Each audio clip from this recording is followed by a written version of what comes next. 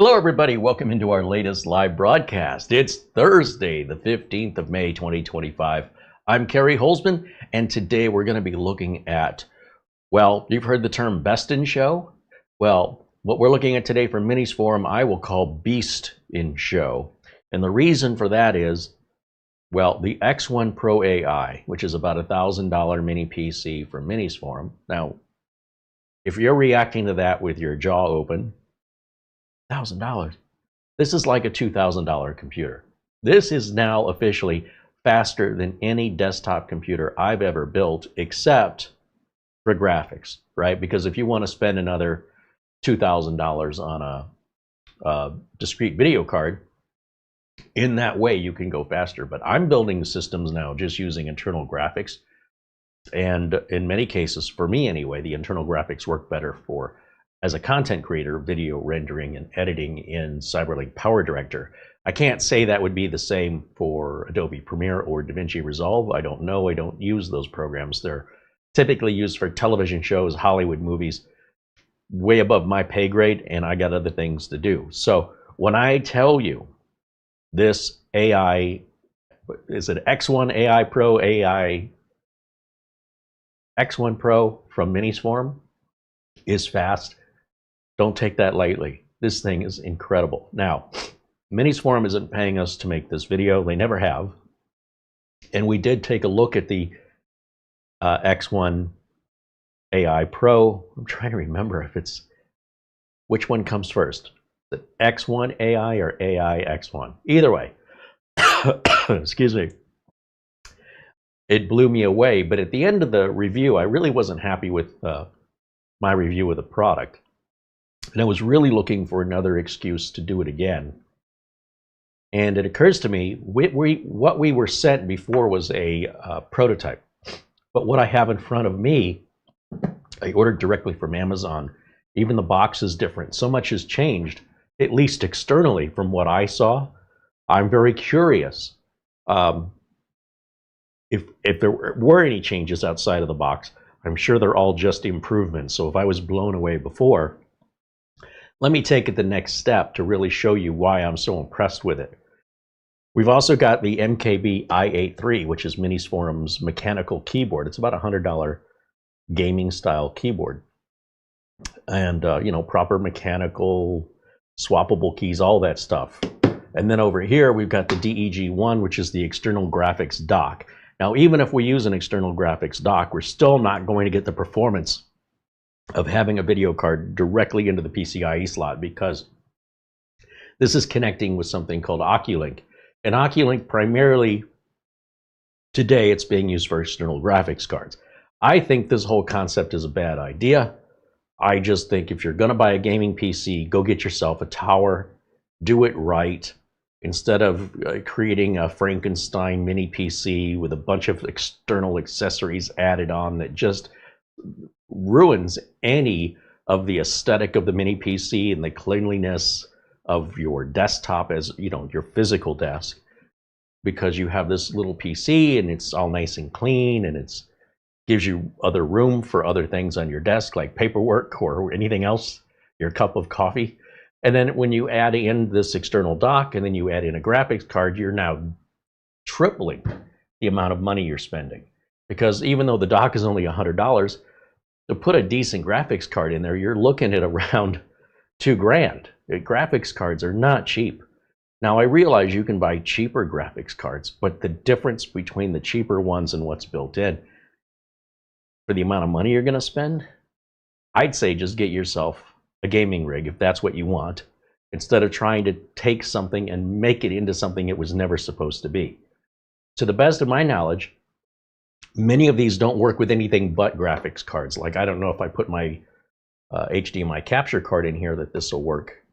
I've heard that some of these docks will work with other devices and others won't, so I don't know with this one yet. I've never actually used it, but we'll get to that today.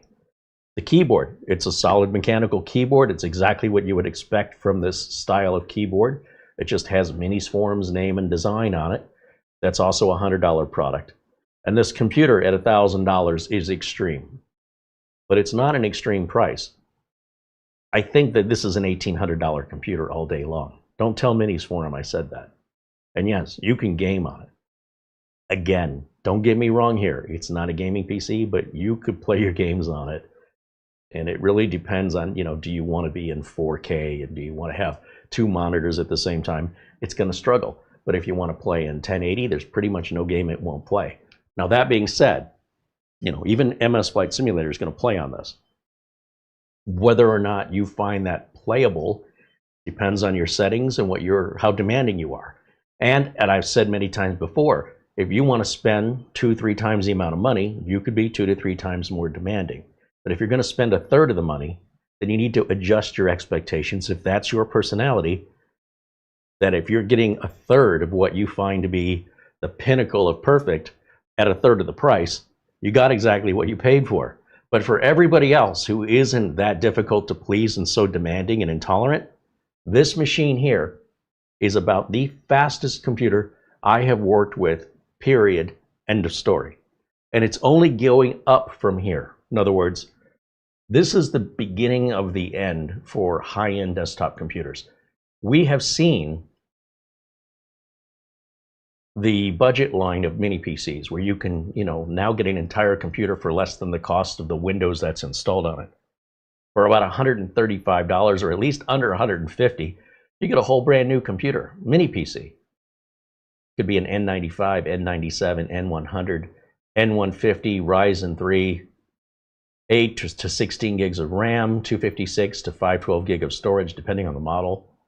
SIPs power, it's quiet, doesn't take up any desk space, it's just really tiny, out of the way, and can outperform many of the older computers you guys are using right now to watch this video for $150 or less.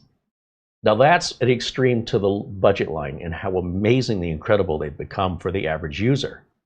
But for the more demanding user, we have that big middle range, which we've covered plenty of, and we will cover again. But if we keep going to the high end, what do you get? What's the difference? It's massively different. So yes, for the price of this X1 AI Pro, you could probably get 7 of those little PCs. But, and by the way, if that's what you need, then that's what you need. If you're a creator of any kind, if you want to run large language model AI, this computer does this. And we're going to see more and more workstation style replacement mini computers and laptops this year and in the coming years than we've ever seen before. There have always been, for example, workstation style laptops, and they're always huge, heavy, and terrible battery life and extraordinarily expensive. Now we're starting to see thin and light laptops that have the power of these large workstations. And this is the introduction to these level of products that are only going to get better. So if I sound excited about this, well, I've been waiting. And I didn't think it was going to happen this fast. But things are ramping very, very quickly. And it is absolutely amazing how far it's come along.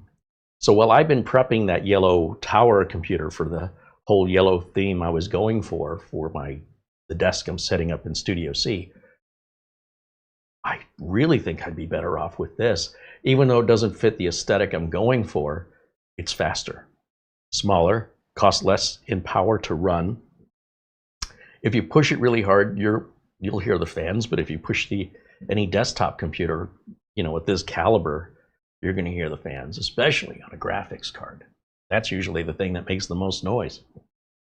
High-end graphics cards, man, they suck up the power and they get loud. So that's, neither here nor there, because it's going to be the same regardless if you're, plugging that into an external dock or internally into a tower. That's where your noise is probably going to come from if you're a heavy GPU user. So that being said, I just wanted to put all the caveats out there so we know what to expect in this video, and just understand exactly that $1,000 is a bargain. That is a bargain for that much computer. And I can almost guarantee nobody watching this video will have a computer that can keep up with this one outside of, again, heavy GPU demand. But when it comes to like large language models and actual computing and content creation, I think you're going to be hard pressed to find a desktop that can match this, and certainly not at $1,000. You're going to spend at least 3 times that. So let's take a look. Let's get started. Let me say hello to everybody joining us in the chat room today. That's probably a good place to start. Let's see, let me go over here, and we'll move this over here. Ah, there we go. This is better. Scroll up to the chat here. I see Eddie Casanova joined us here first, says hello. There's Luke Greenia and Dustin Fuller. I see our friend Buster with a 10-pound super chat. That's Peter Laycock. He joins us from Bonnie, Scotland. He says the temperature in Edinburgh is 51 degrees Fahrenheit today, which is 10.5 degrees Celsius. Good to see you, Buster. Thank you for saying hello. Thank you for your super chat, of course. John Williams says hello, as does Mark Gaines and Charlie Purdy. Welcome in. Welcome in. Ben Laird from Scotland says hello. Scott says hello. Essential working too hard, and Richard DeFries. Sharon Wakulik says hello. Nice. Good to see someone I don't recall seeing Sharon in the chat before. Welcome in. We always love to see more friendly individuals joining us in the chat. We hope if you're watching live, you'll stop in the chat. At the very least, say hello. Claudia Ventura says hello from Portugal. Right on. Welcome in. Patrick T saying good afternoon. Gil Garcia says hello. Nicholas Barlow says hello. There's Doman 2000 and Blade joining us. Andy Kane and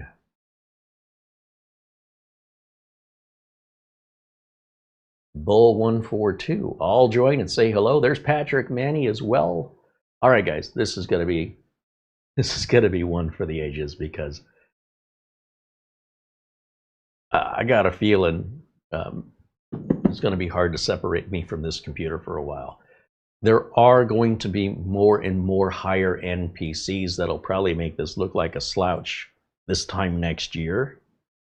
But for right now, at this price point, it kind of stands alone.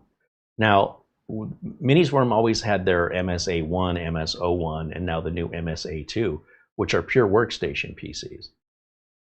This is almost a blend of a workstation and a traditional desktop and a gaming PC that, again, at this price point is unbelievable. Let me show you the Amazon page for this, and you can maybe understand why I'm so enthusiastic about this. Every once in a while, a product comes out that sort of redefines our proper expectations for what I consider to be a value. And right now, what we're looking at here on Amazon is the unit we have in front of us. This is a 12-core, 24-thread AMD CPU capable of going over 5 gigahertz in this little tiny box. It's got that Radeon 890M built-in GPU, which is nothing to shake a stick at. It can support 4 displays simultaneously at 8K on each display with Gen 4 SSD, 2.5 gig LAN, Wi-Fi 7, Bluetooth 5.4, Oculink, and it keeps going. There's a $230 off coupon. That's going to bring that price down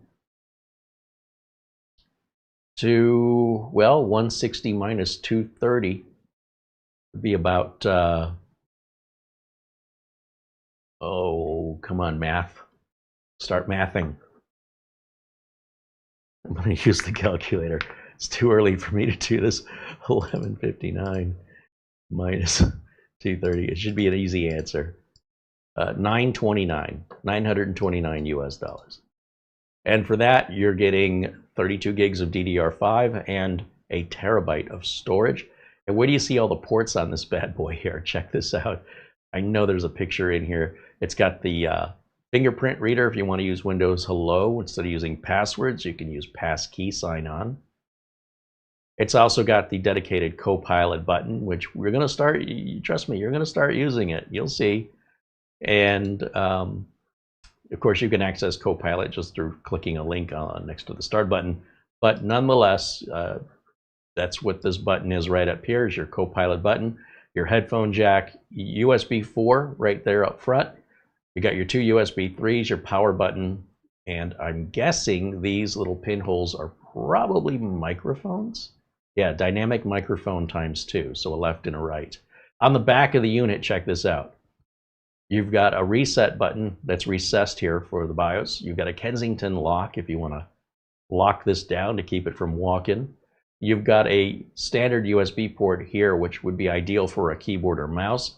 You've also got Oculink, another USB 4 port, a display port, and HDMI port.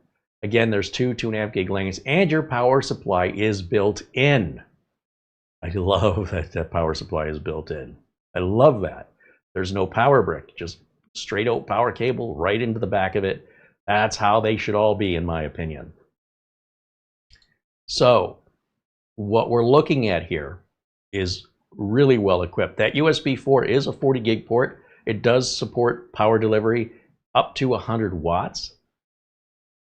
Power delivery in 100 watts and power delivery out 15 watts. So we can essentially power and send a signal to a monitor, like one of the Minisforum portable monitors with this. I'm getting way ahead of myself. I'm almost tongue-tied because I'm so excited to look at this. But I wanted to give you like a little tease on this because we have a couple flavors here.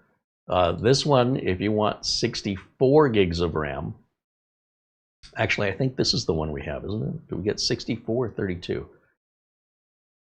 Regardless, at $12.49, there's a $250 off coupon. That's going to bring that to $1,000. So I think that's where I got my $1,000 from. I recall this being $1,000, but let me just check the specs on the back of this box here. This one, okay, the one that I ordered here, of course I did. I ordered one that I don't see. The unit we have is 96 gigs of RAM and 2 terabyte Gen 4 NVMe. So there's nothing I need to do to upgrade this. That's pretty much peaked out. And I love the fact that I can just order the computer and not have to open it up and change anything. Just take it out of the box, start using it. Okay, and that's an added benefit. Now, I think this one was like $1,100 if I'm not mistaken. So let's go back over here to, oh, actually, no, let's go to the DEG1 docking station, right? We'll get into that a little bit later, but that comes with its own power supply at least. I think it does.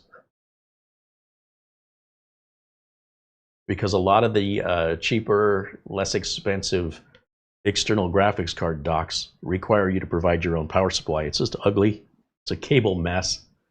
And of course, regardless, it leaves your graphics card completely exposed to the elements. So that means if you have pets, small children, oh, it's not going to live very long. Probably kiss your $1,000 to $2,000 graphics card a short life. Bid it a short life and don't expect it to sit on a desk unless you're pretty much living alone and nobody's going to criticize you for the mess and the ugliness of having your GPU out and exposed like that and taking up all this desk space. You know, be prepared accordingly. And then of course the keyboard, the MKB i8 is a $100 keyboard, and it's a mechanical keyboard. You know, it's the gasket and everything. And they even had a version of this with like an orange stripe, and it's all aluminum alloy. It should support wireless, Bluetooth, and wired connections. It's using Kale, I don't know the name of this company. MX Red switches are already pre-installed. PBT keycaps. It's got a silencing sponge so you're not waking everybody up or annoying people that have to sit next to you or be in the next room over. And full N key rollover. So for those of you that are gamers and you don't want to have issues with having the key. What's the best way I can explain this? Let me cheat.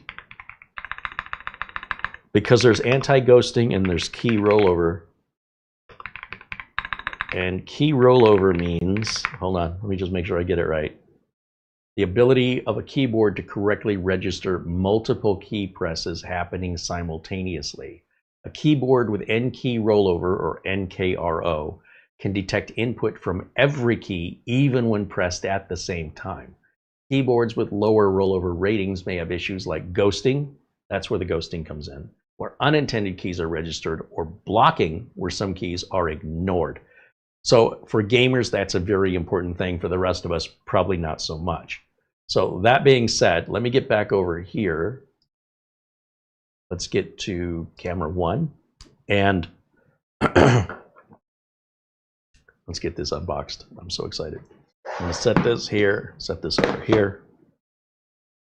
I'm really curious how this may have changed from the prototype, and this is spec'd out a lot better too. So, I mean, I really like the prototype. So, this is a pretty unusual box. It says here, let's see, we'll go to camera 2. Our specs right here, and it says to pull here to open. I've never seen a box like that before, but okay. I know it's not a return unit. That's factory sealed. These just came in stock to Amazon too. It was like 10 days ago.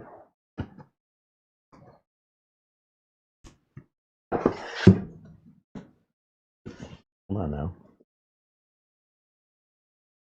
Apparently that did not separate very well. See the problem.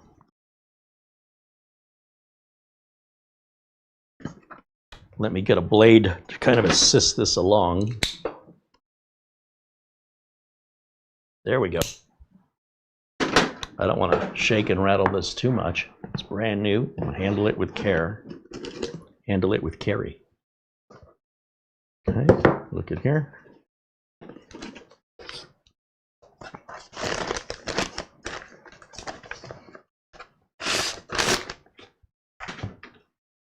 Now, this is much larger than a traditional mini PC in how wide and how long it is, but it's also quite a bit thinner than most mini PCs.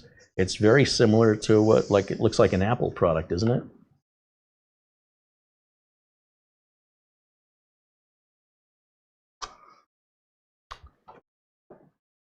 Get rid of that. In the rest of the box, let's see, we have some documentation. Got an HDMI cable. We have our power cord. We have a little stand so that you can have this sit horizontally or put it in this little stand and you can set it up vertically if you prefer. We also have a VESA mount here with the screws if you want to mount this behind a monitor perhaps, or against a wall or under a desk. And this here is a heat sink with some bands to secure it to an NVMe drive.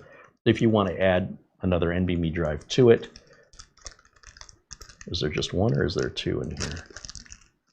I think there are 2 extra NVMe slots in the computer, but it looks like, well, I can't tell. There's either one thick heatsink or 2 that are stuck together.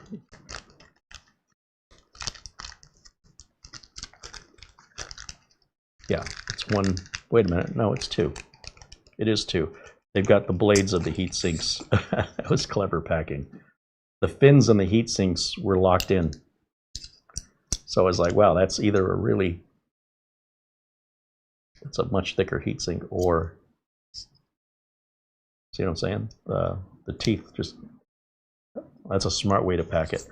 So there are 2 other NVMe slots if you wanted to expand inside of this, you could. I don't recommend that. We've already talked about it, but you know, if it's your unit, you can do what you want with it. And they do give you these options. They're all included in the price. I think that's all that's in the box. Let me just check. Yeah, I don't see anything in here. That's all she wrote. So I will need this cable because this is not the cloverleaf. This is just a 2-prong. And we may run into some cable length issues anytime we don't have the typical laptop adapter. Let's see, how long of a cable do they give us?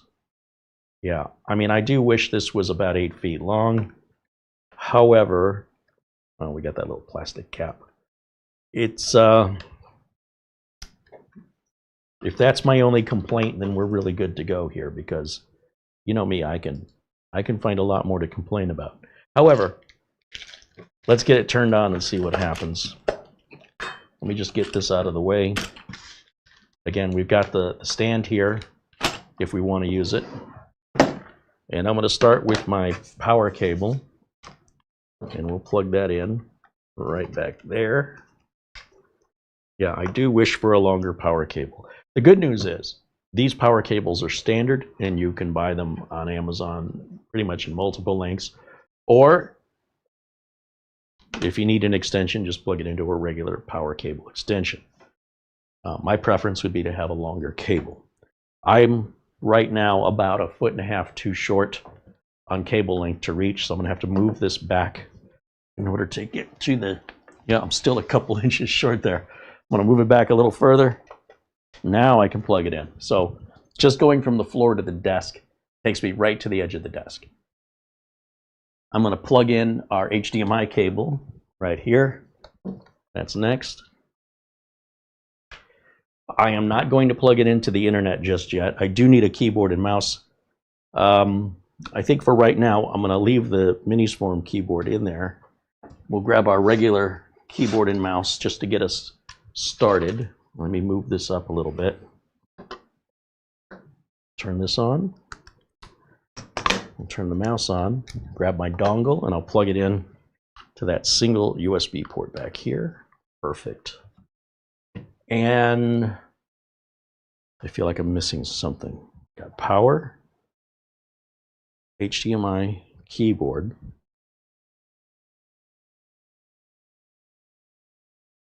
I think that's all I need for our first boot. Still feel like I'm forgetting something. Let's do this.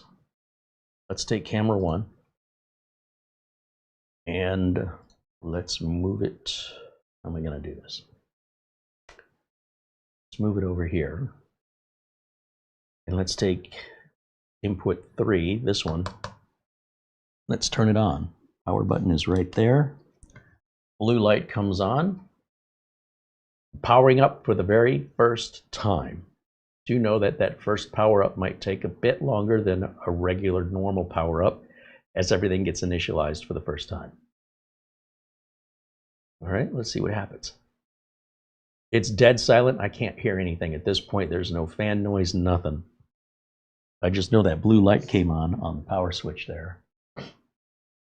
And I don't know if you can see that better with camera 2, the blue light.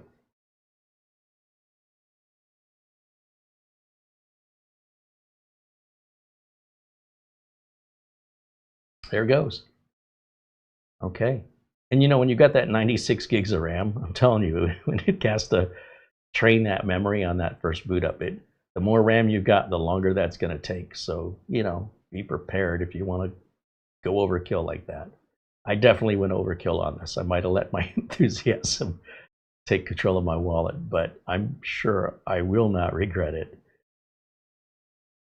Yeah, if you haven't gotten the hint by now, this is not a sales act. This is just pure unbridled enthusiasm. And I can't believe they're able to bring this here, get this to market so quickly. Now, a lot of people, you know, accuse me of being an Intel shill, but I'm always interested in what the best value is. And when it comes to this tier of computer, these new AMD AI processors, holy moly, are they amazing. All right, let me get rid of camera 1 here for a moment, and let's just go through our normal setup together, and hopefully everything looks the way we expect it to. They have multiple languages here, obviously, because they sell computers around the world, they being Minisforum. We're going to continue in English, and then we're going to go to the United States as our region, and keyboard layout is US. We're going to skip a secondary keyboard layout. We're going to not connect to the internet. I like that the bypass NRO is already installed by default. Accept the license agreement. And then we're just going to put,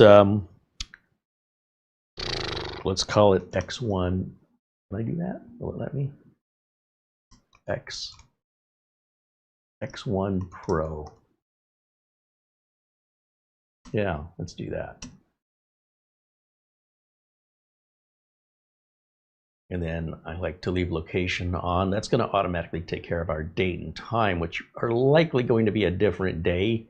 If this is all built in another country, it would be in their time zone. So let's see what happens here. Because we don't have it hooked up to the internet yet, and just as a reminder, until we get to our desktop. So if we see that the clock is 12 hours ahead or behind, so it looks like it's tomorrow or yesterday, that's the time zone that I'm talking about. I don't recommend you go in there and change it because people make mistakes all the time with that, and it always leads to a support call. And I'm not saying everybody does it, but enough people do it where I'm just saying enough is enough. To go in there and manually change your date and time is living in the past. Let Windows take care of it for you. And especially on a new computer, you're only likely to introduce problems the minute you start manipulating it in that way. And while most of you will have no problem with that, the fact that some of you will, just universally nobody, I'm telling you, best advice, even if you did it by hand perfectly, you still want it to sync with the time servers because the internal clock, just like any other clock or watch you own, will lose or gain seconds. And then over a period of time that becomes minutes, and now the clock isn't set correctly, just through the imperfection of the time, the way the time is processed or calculated. So by constantly having Windows resynchronize periodically, not constantly, but periodically and regularly with internet time servers, it can take care of daylight saving for you. It can adjust the minutes and lost seconds or gained minutes or seconds, and you don't have to bother with it ever for the rest of your life. That's why I'm saying, embrace the change. It's very welcome. Let's right-click on the desktop because I think I'm in 4K mode, and I want to bring this down to 1080 so I can see it better.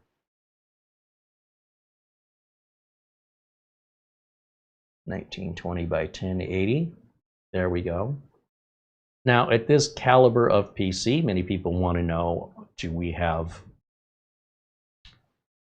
Oh, look, the date and time somehow got set exactly right. How did that even happen? That's freaky because I am not plugged into the internet in any way. That is weird. I'm okay with it though.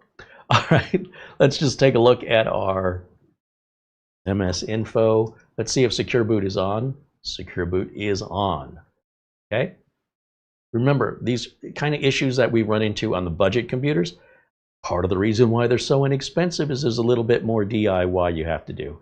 On the higher end, then that expectation is very acceptable to expect that you have to do less setup and prep. So if we look in the device manager, I fully expect everything's rocking and rolling and there's no problems. And there you go. I expect to see in our system properties that we got exactly what we ordered, which is 96 gigs of RAM, and verify our processor, which is all there. There's our Ryzen AI 9 HX370 and that Ryzen 890M. Google it. It's no joke. That thing is very competitive against budget graphics cards. I'm not going to say it's better than them, but it's closing the gap real quick. Let's check our activation status. Activation settings, active. Everything's taken care of, just the way it's supposed to be. See, when you spend a little bit more money and you get a higher caliber equipment, there's a lot more detail that's taking care of the customer because there's a higher profit margin in it for them. If they reduce all that labor and time, they can sell the computer for less, and then you can do it yourself. And that, along with lower end hardware, can get that price down closer and closer to that $100 price point that I foresee us getting to here before the end of the year. Let's see, what else can we do? We can go ahead and plug the internet in. You know how sometimes when we do reinstalls and we don't get the drivers for the network? This is already done for you. So now that we're at the desktop, I'm just going to grab my internet or my Ethernet cable, plug it into either one of the 2.5 gig LAN ports in the back. Give that a second, and you'll see that the little thing is blinking down here. And then that's going to get an IP address from our router. It's good to go. Now we're online and we can go check for updates. So we'll hit Windows Update. Speaking of Windows Update, what version of Windows did we have? I wasn't paying attention. This better be 24H2. It is.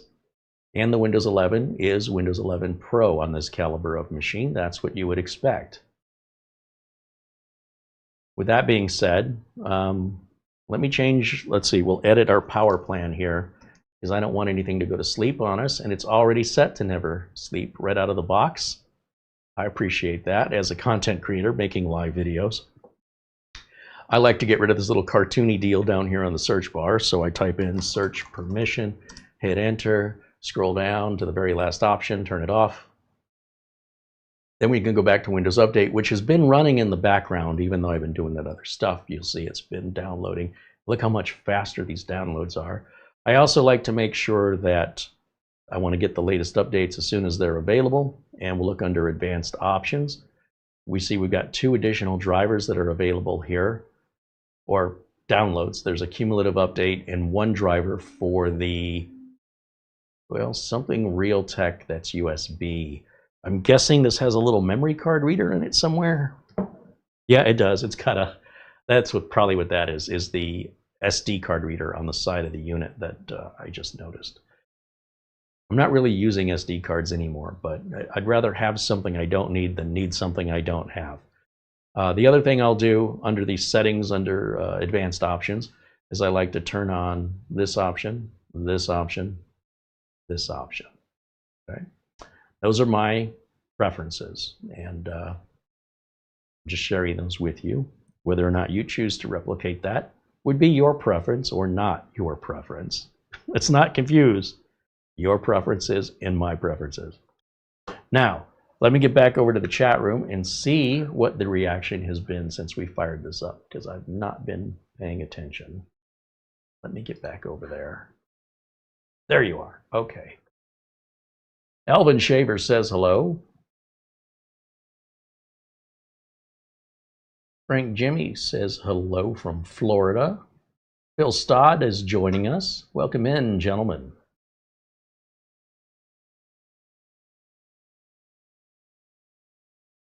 There's Mara hanging out in the chat room. Our channel administrator does a great job with handling your email requests, making the thumbnails, doing the video descriptions, and talking with companies potentially for getting some product in for review. We get a lot of requests to review socks for some reason. We're not doing it, but thankfully Mara gets to field those emails so I can focus my attention on other things. And Mara has added the keyboard and eGPU dock to the video notes, by the way. Rick Lakes joins us from Minnesota. Good to see you, Rick. I see Samuel Nason in there, as well as David Olshan. David said his laptop display just died. I'm shaking in anticipation of seeing this beast. You know, many laptops do have an HDMI out, and you can run an external monitor on it if it's just your display, if you don't already know that.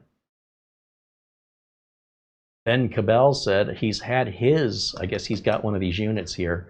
Said he's had it for about a month and he's so far loving it. It is very fast. It's also completely silent.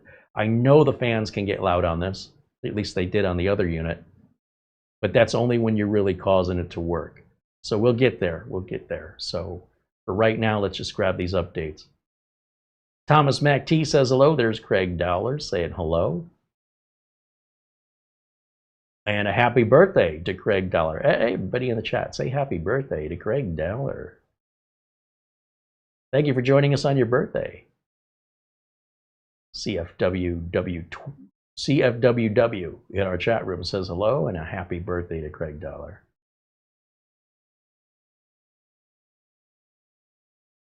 John Lewis joining us from Brazil.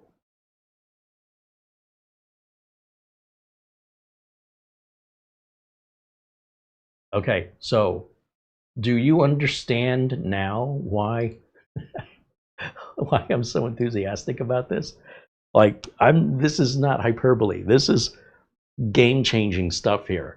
How many times have we looked at mini PCs where they're basically the same, right? I mean, overall, It's a little box. And yes, for the money, you get a lot for the money, right? And there's always this sort of, it's amazing that you can get so much for so little, but it's very different from getting a whole lot for much less than what we're accustomed in the industry to paying for this level of equipment. I think Minisforum could charge more for this. Don't tell them I said that. Because they don't have much competition in this arena. GMK Tech has their AI 370, HX 370, and I think it's ugly. I think it's profoundly loud, and I don't know. It's overpriced in my opinion. So if they can fix one of those three things, it might be more of a competitor, but I don't see it as a competitor right now. And I like GMK Tech and I like Geekcom, but I'm just not seeing anything that matches this at this price or exceeds it or has a lower price. As far as I'm concerned, I'm very lucky to be working with Minisforum, to have that relationship with them so that we were able to see that early prototype, or I might have overlooked this.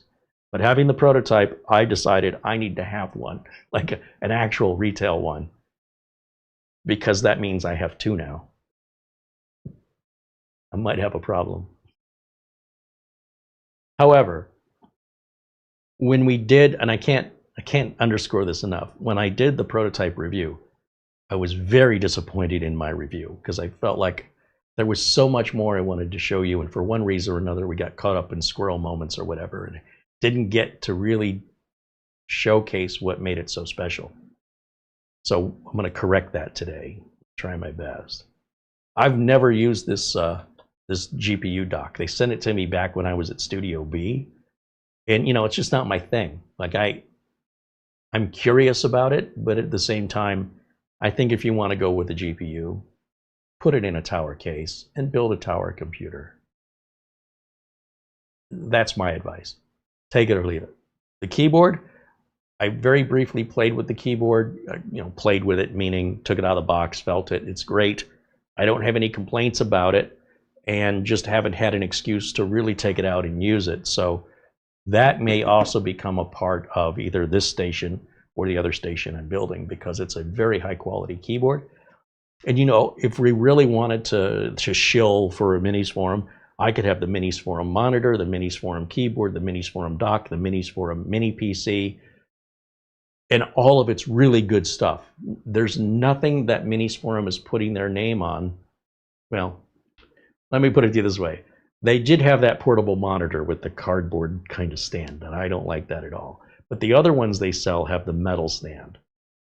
But that's my only thing I can really complain about with regards to quality, and that has nothing to do with the monitor, just the little choice they made in how it's going to prop up. That's really a problem with the stand. I love that Minisforum will also sell bare bones versions of their mini PCs. Not all of them, but many of them, which a lot of other manufacturers do not offer. And bare bones means you have to provide your own RAM, your own storage, and your own operating system. In exchange, they lower the cost of the unit by whatever it's costing them to put that stuff in. For some of you who can't leave things alone and you're only happy if you do something to it, buy the bare bones version, because nothing will be good enough for you. But for the rest of us, what you're getting in here is exactly what is the perfect balance for the hardware that's in here and the heat and power consumption that higher end components are going to generate. So yes, you can put a faster NVMe drive in here, and I'm not even sure how fast this one is. We'll check it, but I'm sure there's faster ones. Like this one probably runs at around 5,000. We could probably put one in that runs at 7,300. I don't think it really makes much difference in real world practical use, that outside of benchmarks you wouldn't even know any better. You just go, holy smokes, it's fast either way. But maybe I'm wrong, and maybe you're different than the rest of us. And maybe for you, it's just because you want to. Well, that's what the heat sinks are for. You can get in there, you can fill the thing up if you want to. You can spend another $1,000 on accessories. You can buy the dock. You can spend another $1,000 to $2,000 on a graphics card. And then you can buy 2 more storage drives along with other accessories. That can easily bring you to a $3,000 price tag. I mean, you can. I'm not suggesting you should. I'm not even saying it's a smart thing to do that. I'm letting you know it's possible. Because with a lot of other mini PCs, they're, well, more or less going to be much more limited due to the fact that they just don't have as much resources available, and they're often going to be much less expensive. So depending on what your needs are, of course, there's what you want, and then there's what you can have. You can't always get what you want, but in this case, maybe you can. All right, how are we doing on our updates over here? Let me move camera 1 out of the way because I can't quite see everything here. All right, we're still installing. Let me get back over to the chat.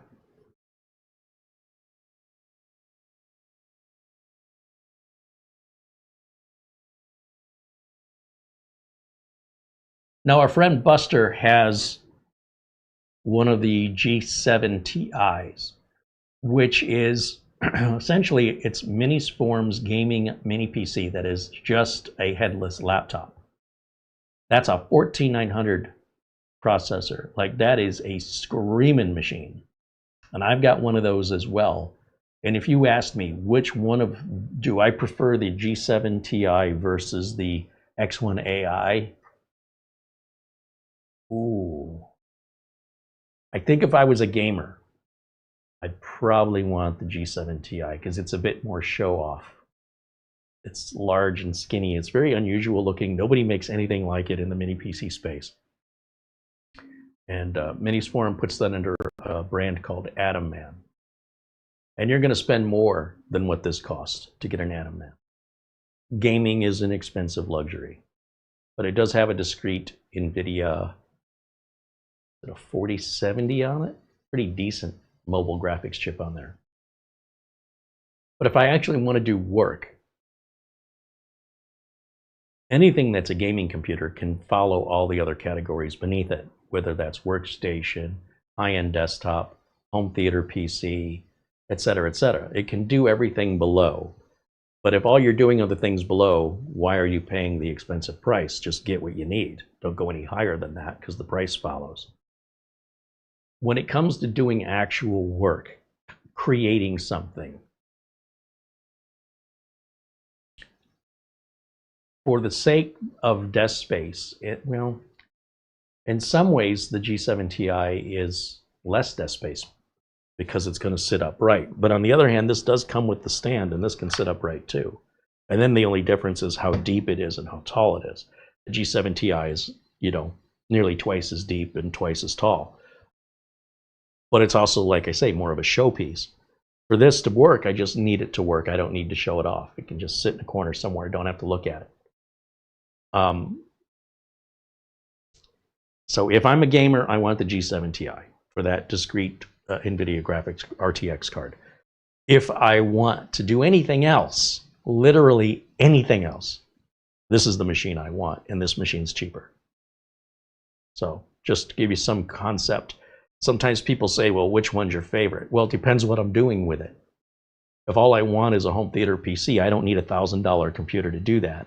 I can do that with an N100 for $130, and it'll run Plex, and it'll play all the videos, and it'll sit quietly off to the side and not distract from the rest of the entertainment center, which is what you want in a home theater PC. If it's just general use, it's just somebody sitting home, they're checking email, they're going on social media, maybe they're playing solitaire, maybe they're getting into a Zoom meeting or something, meeting up with family with their webcam, again, something like an N100, N150, even upwards to a Ryzen 5 or an i5, puts you in the $400 range, from $150, say, to $400, depending on the individual. That's all they need. Anything more than that is just a waste of money. I'm a terrible salesman.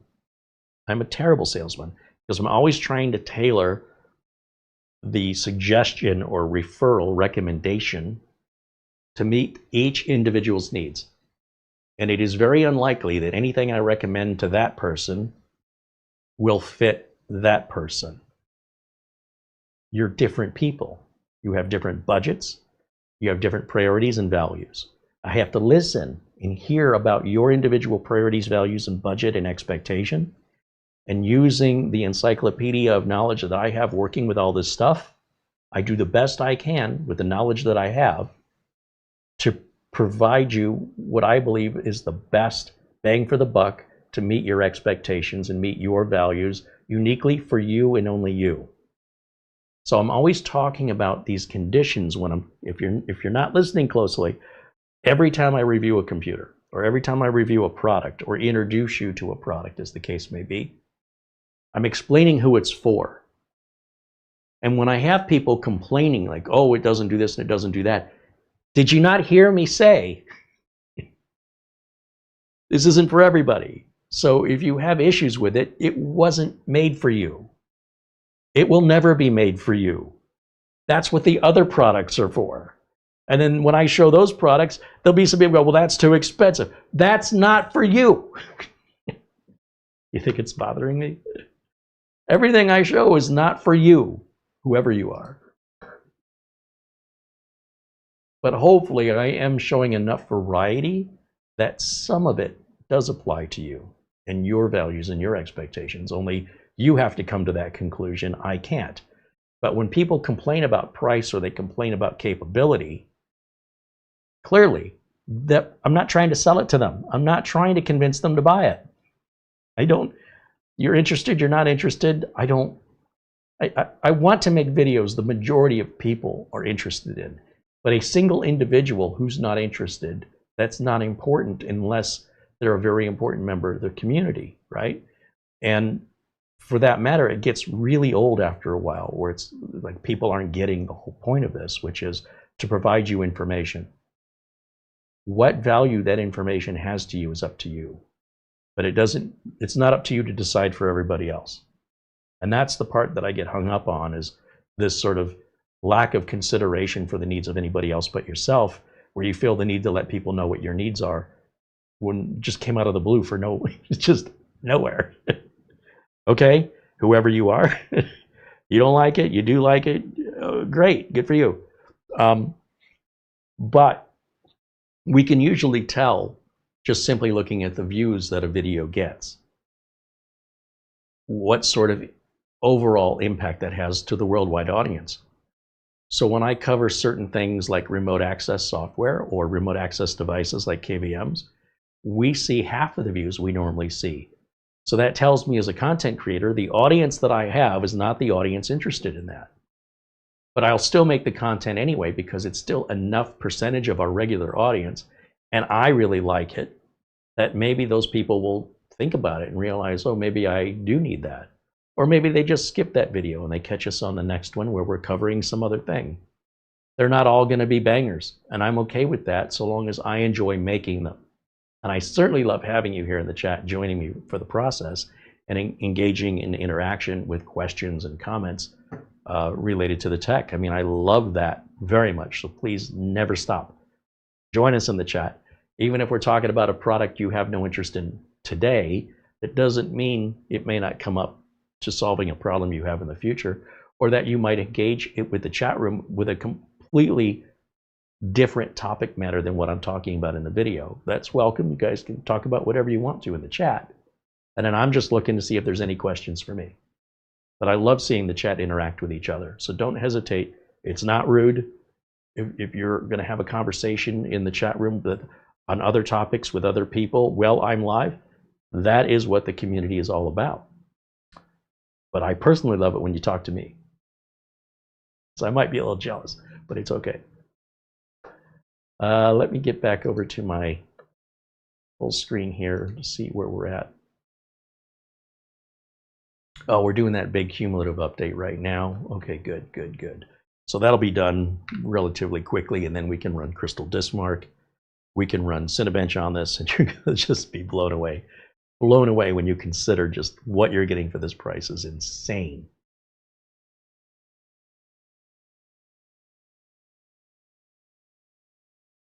Right, Jimmy says that guy's playing Galaga. He didn't think we'd notice, but we did. I love that was it the Avengers? And Robert Downey Jr.'s Iron Man character is like on that spacecraft, like a aircraft carrier in space. That guy's playing, and he was playing Galaga. That was great. He didn't just say it. He was, yeah. One of my favorite scenes. Squirrel moment. All right, now we're ready to restart, so we'll get that restarted. Look how much faster these updates go in too. Remember, my internet connection's always the same. So when you see some computers taking longer, it's because they've not been updated as often, or they may have been sitting in inventory for a while. Maybe that's why the price lowered and now more updates are waiting. And then they're lower end processors with less RAM and slower drives, so those updates take longer. But in exchange for that, you got a really, really good price. So I want to keep emphasizing what you pay for relates to your expectations. If you have really high expectations and really low expectations when it comes to your wallet, like you're just going to go, I'm going to give you the least amount of money as possible, but I demand everything be exactly to this level. It's just not a working combination in any avenue of life that I've ever found, barring a special coupon or something that might make an exception. Now, with this rebooted, let me check one more time for any further updates, and then I'll get my utilities flash drive out so we can run some tools. Now, I usually uninstall like this trial office, and it's super quick. Just comes out of there real fast. I just right-click and choose uninstall. Anybody making videos about downloading software to debloat Windows, I don't know. It's like you're bringing a gun to a fist fight. It's just way overkill and too much effort compared to just, by the time you download the software already, or by the time you locate, download, and run the debloating software, I will have already had everything uninstalled I wanted, and I'll already be on the next thing. But that's, again, my personal preference. If I want to look under the installed apps just to see, like, I don't want this Microsoft family, I don't use it, I will not use Media Player. I will replace that with VLC, so that can come out. I don't need 2 media players. It's just wasting up resources. The Bing search cannot be removed. If we try to remove it, you'll see uninstall is grayed out. So I guess it stays. I do not need Microsoft News. See that 8K? Do you know how many 8K files you can fit on a floppy disk?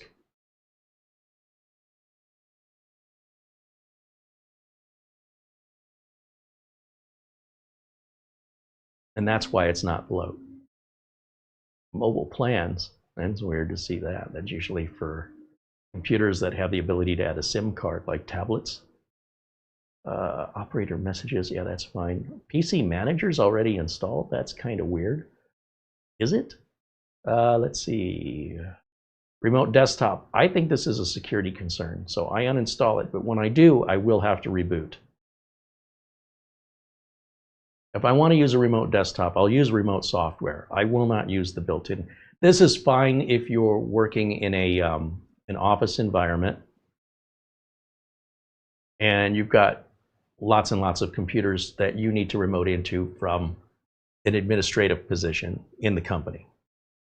For everybody else, I think it's kind of dangerous. I kind of clicked on that funny, and I don't know if I did something wrong here, but while that's going, I can also get rid of this Xbox Live. Take that out of there. And I think everything else can stay. Normally this is already out, so I think it felt funny when I hit the button, so I don't know what I did. It says it's uninstalling, but I don't see any progress happening, and it normally doesn't take this long. Okay, there it goes finally. Now there's our reboot request, which we absolutely want to do. And that updates are underway, or the rest of the remote desktop removing itself. You'll see that every time you remove remote desktop. It'll say updates are. I mean, technically, it's not an update and it's uninstalling, but that's Microsoft's nomenclature for you. This does get a little warm. It's not hot, but it's warm. And we haven't even pushed it yet. And we're going to run the temps on this on a extreme use case scenario, Cinebench R23, and we're going to pull it through the ringer. Give it the beans, as they say.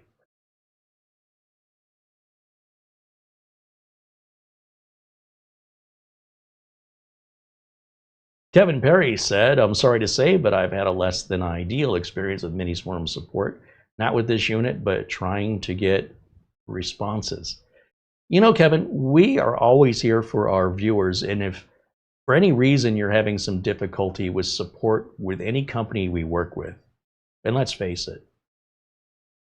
it, we have it's not just one guy working at these places. And some folks are just a little better at responding than others. There's good employees and not so good employees. And I can tell you with my experience in Minisforum, it's no different than any other company. The only difference is that in this example, we have inside contact information for reliable folks that can get us answers. Now, you shouldn't need to do that, and I agree with you. But unfortunately, the reality is any mini PC you buy, unless it's coming from like a giant manufacturer like Asus or MSI, even then you still may see long delays in responses. Support costs money. And the bottom line is, if we can help you in any way, it may be something we can assist you with where you don't even need to talk to their support. A lot of support questions these days are tutoring questions. So unless you have a warranty issue and you need to get an RMA, in that case, we can absolutely get you in touch with the right person. If you're having any trouble, don't be shy to reach out to our channel email. The channel email, for those of you who are not aware, is right here on the screen. And you're not alone. We're not going to sit here and say, well, too bad for you. We don't do that here. If it's a product that we've introduced you to and you're having a difficult time with anything with that product, you might just check with us first before reaching out to support. Because support, as I mentioned, they could have hundreds of employees or dozens of employees working various days and shifts. And you might get good support from one and not so good support from another.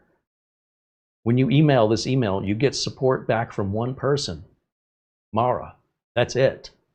If necessary, Mara will forward the email on to me if it's outside of her wheelhouse. In that case, you'll get me. Those are the only two people who will ever respond to you from this email address. And if our advice is you need to contact the company, or maybe you need to return the unit if it's within 30 days and you purchased it from Amazon, then we'll advise you that way, right? We're just going to be honest with you. There's no reason for you to struggle and then come in here and then talk about how terrible the company is because you're struggling when we don't even know what the problem is yet, and we're here to help you. So we hope you do take us up on it.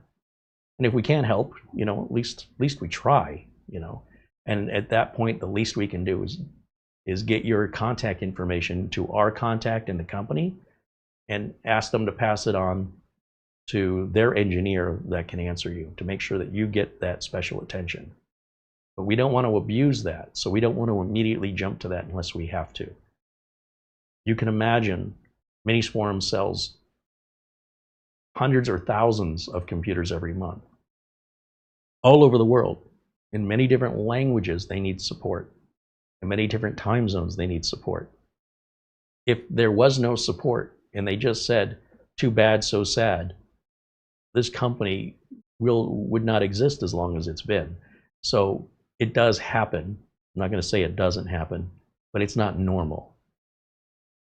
Let me get my flash drive plugged in, and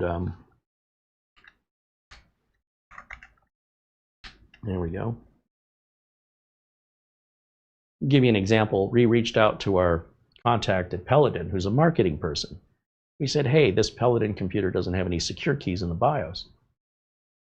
What's the deal with that? And how come when we reboot the computer, it's showing Chinese when we put it in English mode?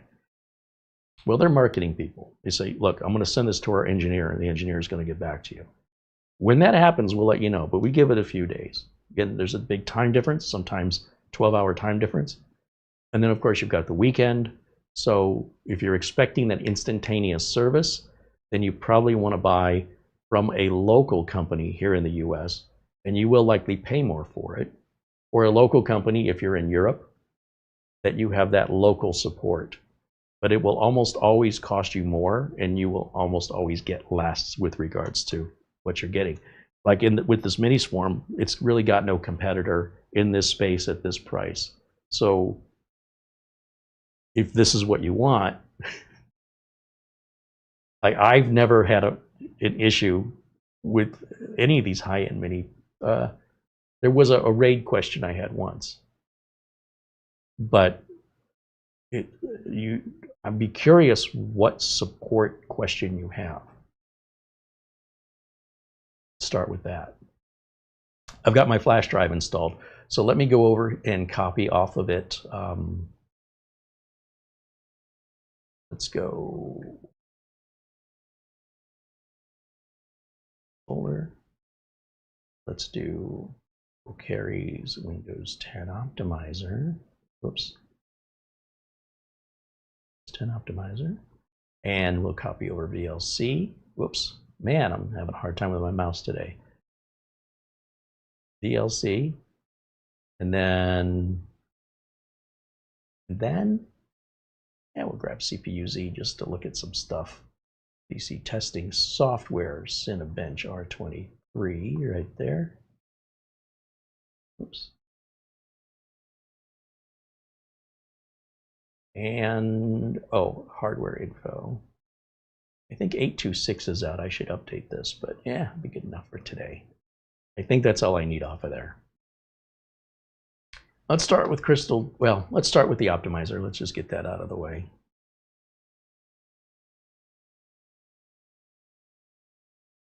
There we go. And you'll see access is denied. That's just turning off indexing on files that are currently in use. That's normal. And this thing is flying. Did you blink? Because you might have missed it. Holy cow. Wow. And then we reboot that and let those changes take effect.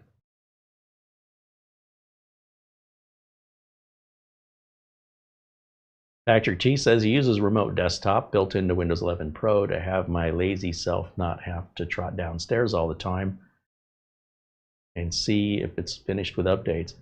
Yeah, well, you know, in a building locally, but you know, going outside of the network is my concern, and then the security risk that leaves open. You would love a KVM, Patrick. You would love a KVM. So much better, because you can get into a BIOS with KVM.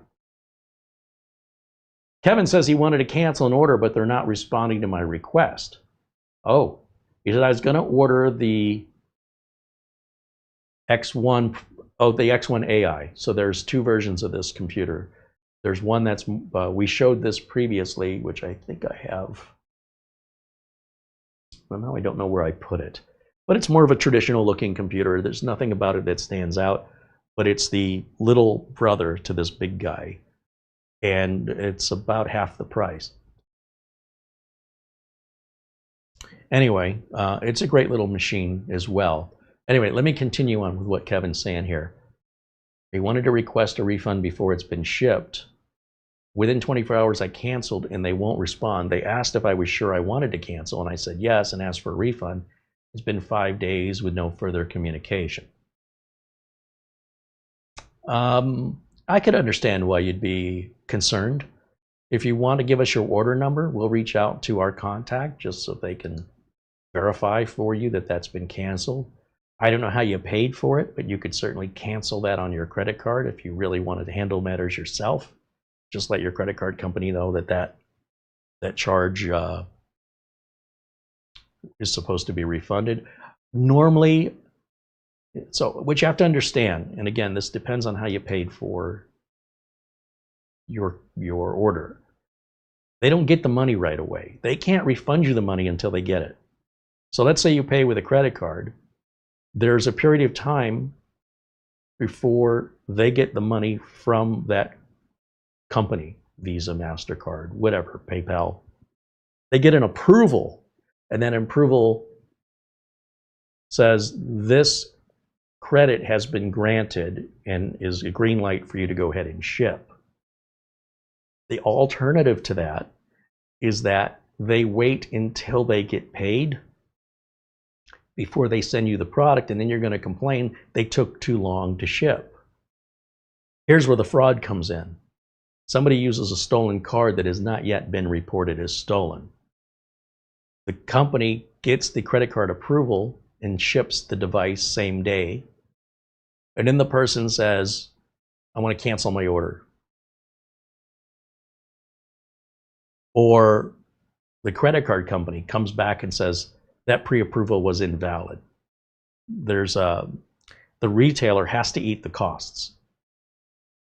If then the person who's the fraudster says, for example, I want a refund when the unit's already shipped, they get both the unit and the refund, and the retailer loses twice the amount of money. They lost the computer and they lost the money paying for the computer.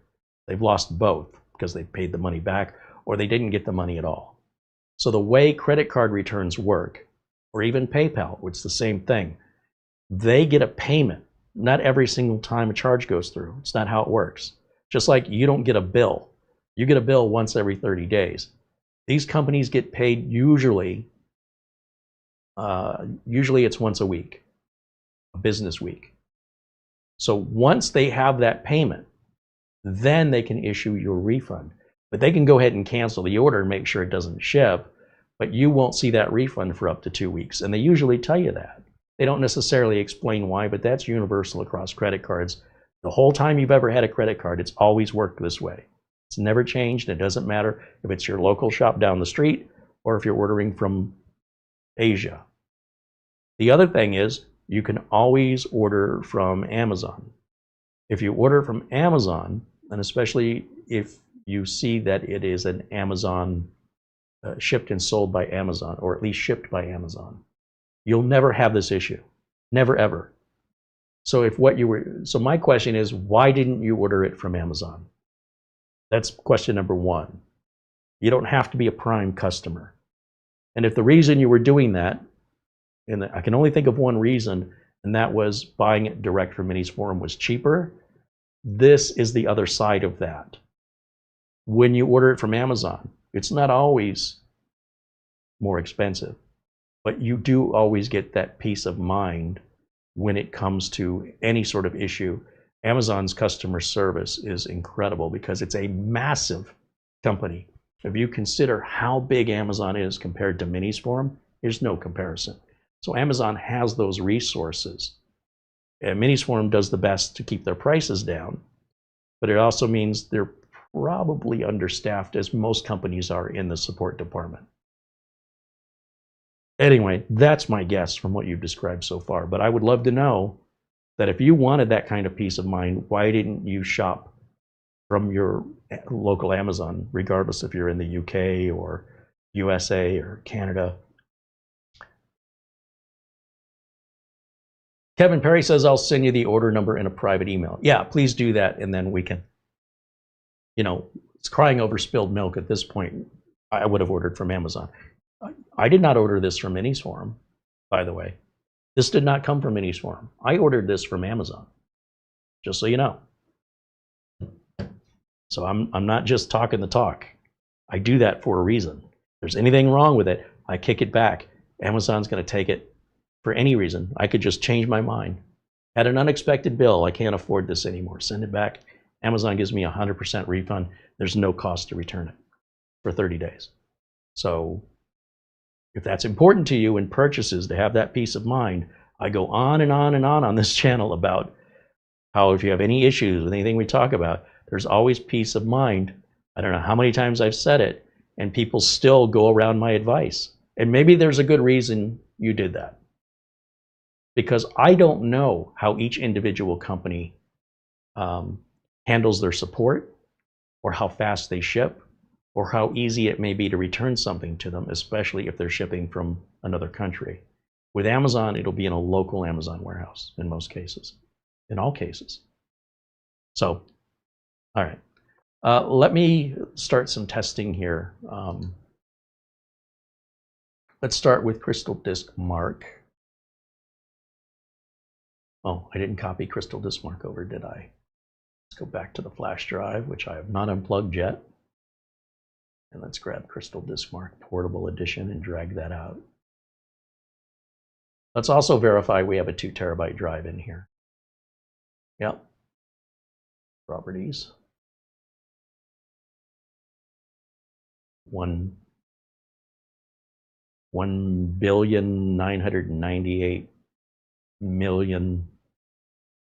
I don't know. 998,000.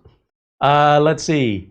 My math isn't so good today. It looks like I see a crucial NVMe drive in there. CT is usually Crucial technology. So Crucial does make higher and lower performing Gen 4 drives at varying price points. I expect something around the middle, around 5,000. Anything more than that, I'll be super impressed. If it falls under that, I'll be a little deflated. Let's see.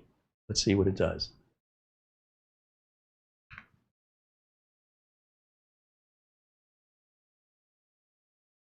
Kevin Perry said the X1 AI, the non-Pro, is not available on Amazon, and it still isn't. But yes, otherwise I normally use Amazon. So it became a matter of impatience. So here's what I found about that. Usually, in my experience, for the amount of time difference it takes to ship directly from the manufacturer, so the manufacturers will take orders, right? And they may have them in stock. But by the time you get it, it might have been faster because the amount of time it takes the manufacturer to send to Amazon. Like, let's take the A1XI. Is that on Amazon right now? Let's go look while we're waiting for a Crystal Disk Mark. Let me jump over to Amazon here. And you're in the USA? That's the other thing, because I'm searching on Amazon USA here. Let's look for Minisforum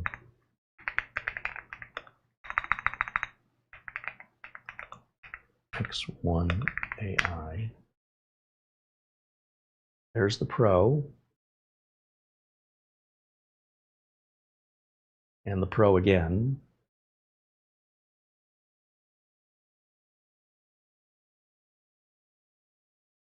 Oh, yeah, it may not be in stock yet at Amazon. But what I am suggesting is by the time you get it, likely Amazon will also get it at the same time. You've got to wonder, why is it not yet on Amazon? Unless what you've got is a pre-order, in which case you'll get it before everybody else. But that also means you're going to be one of the first ones with a Generation 1 product, you know, if you're okay with that. Yeah, Kevin says he's in Massachusetts.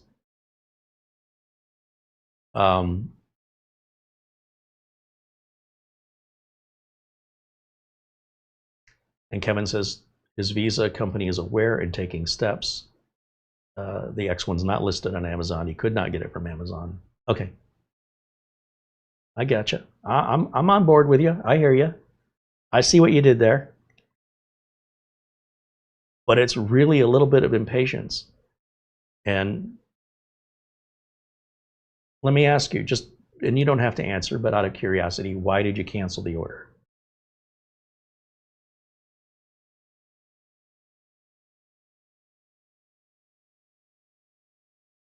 This is the part I'm kind of getting hung up on. You wanted it so bad, you didn't want to wait, and now you don't want it? And you're okay. I'm not saying you did anything wrong. I'm just trying to figure out how we got here. Or we could talk about it privately in email too, by the way, which is probably more appropriate. Martin Hogg joins us and says hello. Welcome in, Martin. I'm looking here. These Crystal Disk Mark numbers are exactly what I was expecting. So we're midline on Gen 4, which is about 1.5 times a Gen 3, versus a high-end Gen 4 would be twice the speed of Gen 3.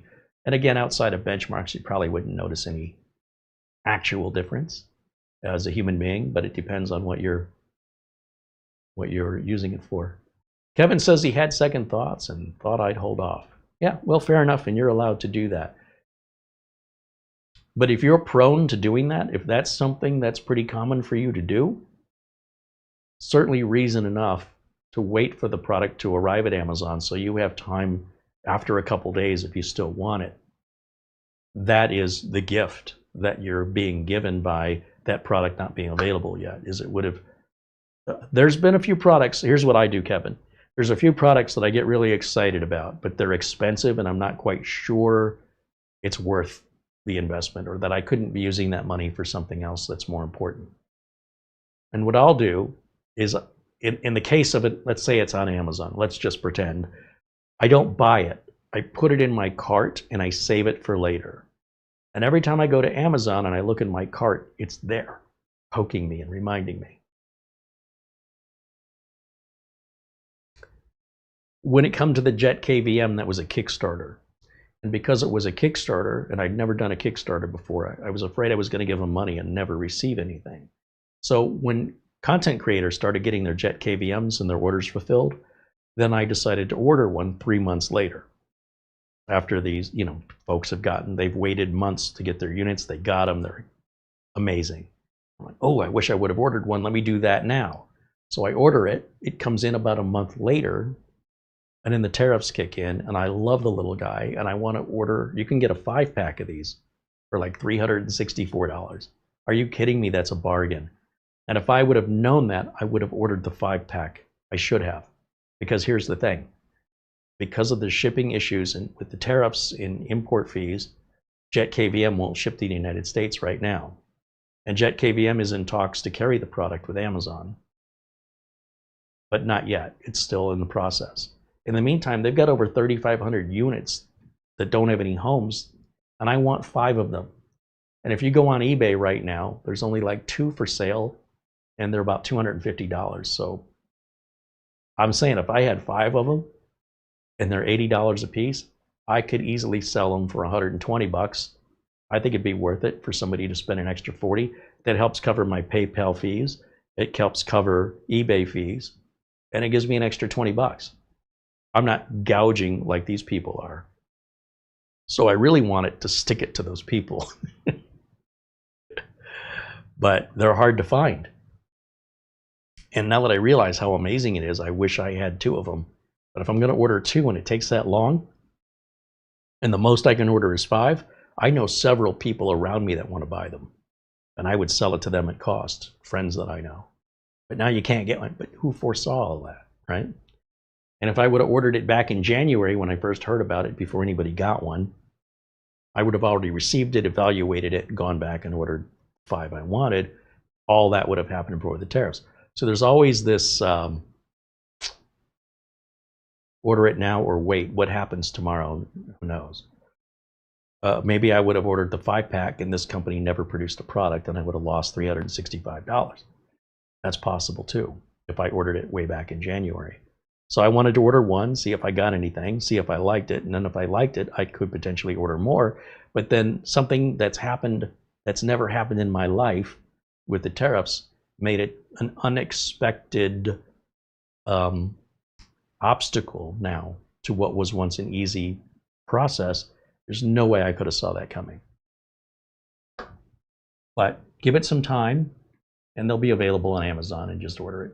And they're intending to keep that $79 price.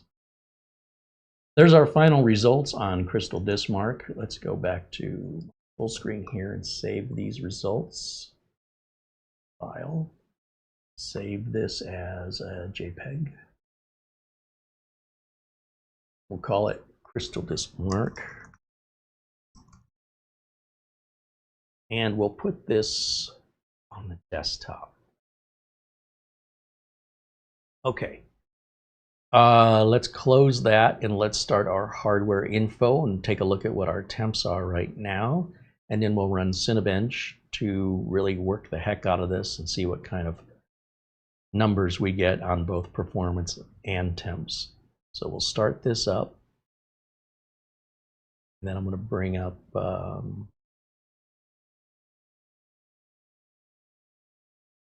yeah, there's our temps right down here.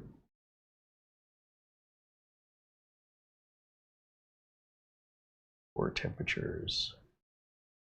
Okay, we're going to keep an eye on that. Let's bring up Cinebench right now.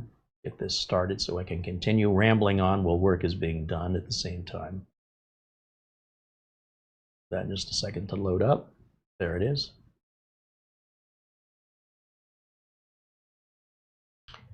Accept the license agreement, and we'll start our multi-core test. While that runs, I can just close this window out and bring our temperature sensors over to the right and expand that as high as it can go. Drag it all the way over here so we can keep an eye on it. Oh, I'm starting to hear the fan now. Not that loud, but it's definitely, it went from not hearing it at all to I can hear it now. And we can keep an eye on these temps. These are current temps. These are our minimum temperatures since we started the software, and sitting down in the 30s is fantastic. And these are our maximum temperatures we've hit so far. And then wait till you see the score on this. It should be pretty darn impressive. And I suppose I'm sitting right on top of that, aren't I? So let's move the camera down to the lower left so I can get that out of the way. Okay. All right. Now let's get back to you and I talking. You being any of you in the chat room. Jose Lopez with a $1 super chat. Thank you, Jose. Martin Hogg says, Kerry, I have a question on Windows 11. Why do you think Microsoft is pushing Copilot so much? And even when someone uninstalls Copilot, it still remains on all the apps it attaches to. You know, that's really a marketing decision. I don't think Microsoft makes those decisions. The marketing company does. Microsoft and any technology company, you know, if I had to guess, they don't want to be seen as lacking in the times. They want to be a leader. They want to be first. And they anticipate that everybody wants AI. They just don't know it yet. So that's the marketing aspect of it. It's not a technical thing. It's not an engineering thing. A lot of decisions in your operating system are made by marketing companies and not by Microsoft engineers or even Microsoft management, just so you know. So likely it is a marketing decision to imply value to average consumers. And just because you don't use it yourself doesn't mean nobody else uses it. I see Doug Betts using it every day. Just because other people as home users are not using it, it's probably because they're not aware of it yet. And in marketing it like this and shoving it down their throat, they will catch on. And when they catch on, they're going to catch on, at least Microsoft's marketing believes, like wildfire. Just like smartphones. You may not have been somebody who adopted a smartphone when they first came out. I sure wasn't. I had my flip phone for far longer than most people had regular old flip phones. And I had a hard time understanding why anybody would need a tiny computer in their pocket when it's supposed to be a phone used to send and receive phone calls. Well, who makes phone calls anymore? And my ability to do so much more with a smartphone than I ever could with my flip phone makes me wonder how I ever lived without it. But a lot of what I use my smartphone for today, I could not have done with a smartphone a few years ago. They've added so much to it. Companies will put a lot of marketing effort behind a product, whether it's the Apple Lisa or the Microsoft Zune.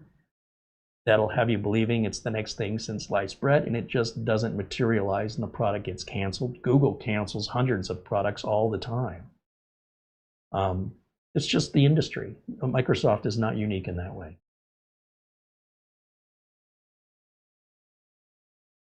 Kevin Perry says, I'm sorry, I think you got you off track a little. My wife says I'm too impulsive at times, one of my faults. Well, again, if you are impulsive and you're making a major purchase that you might want to return or possibly cancel, I would order from Amazon. And if it's not available on Amazon, wait. It will be. I promise you it will be. And the wait won't be that long. And if you still want it, see, that's the beauty of it. You have time to really think about it. Sometimes you can reach out to us if there's a machine like that and you're a member and you want to be able to purchase it and you're in the United States. We have several high-end machines that that we've purchased that we can sell to viewers at less cost than what they are new, that are barely used. Unless we have future plans for it, it never hurts to email and ask us, and it's just a benefit of membership. But we are limited to shipping only in the United States. So that's conditional, but yeah. Especially on the cheap ones, like the N150s and the N100s. We have no personal use for those. We've pretty much paid for all of them, so we're not restricted to send them out or sell them. But just FYI. And you know, Kevin, you've been a member here 36 months. I don't know if we ever sent you anything. So depending on how long the membership's been or how supportive a member's been, we're going to return that as much as we can in kind. Or you can just let it keep building and and the return in kind just gets bigger. It's up to you, but do know that I really enjoy being able to give back to the viewers who believe in us and support us. And if there's something I can ever do for you and it's within my power to do it, I will jump at the chance happily for all of the members.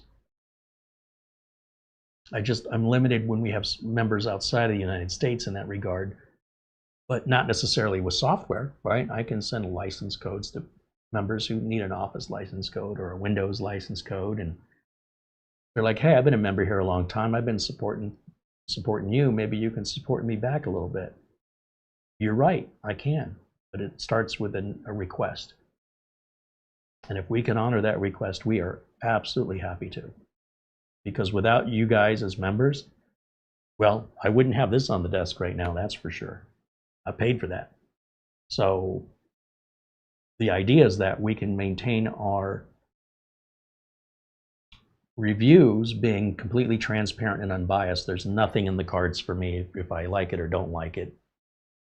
Paid for it, it's mine. I can return it if I don't like it back to Amazon and get my money back. So that's the whole idea here. But having played with the prototype, I'm like, I gotta have the final thing because this is, wow. Anyway, I already knew I was gonna like this.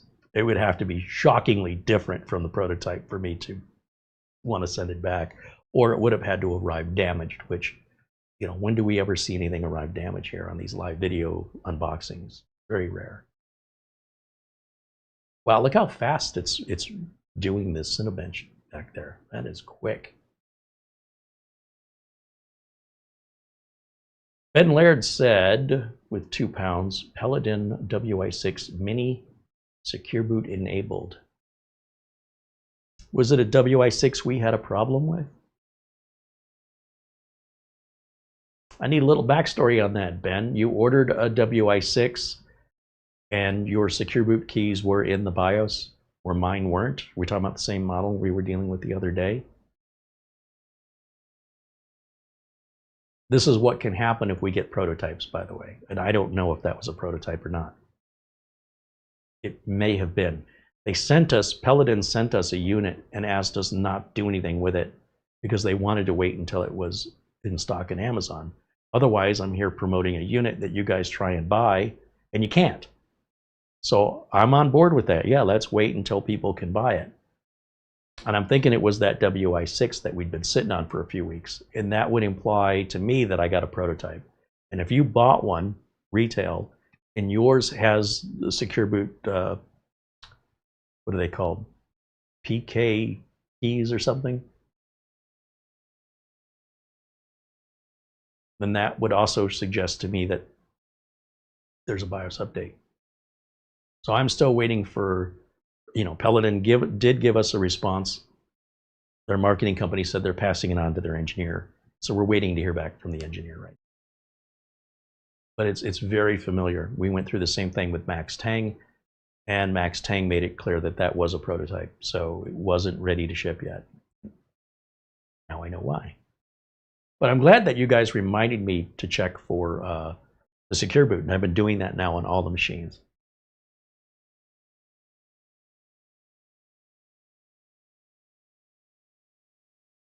Lugrinia said, I got to rest the mind on this router thing. Way too many options for a guy with a simple mind. Well, you know, if we can help you out, Luke, let us know. You've done a lot for us.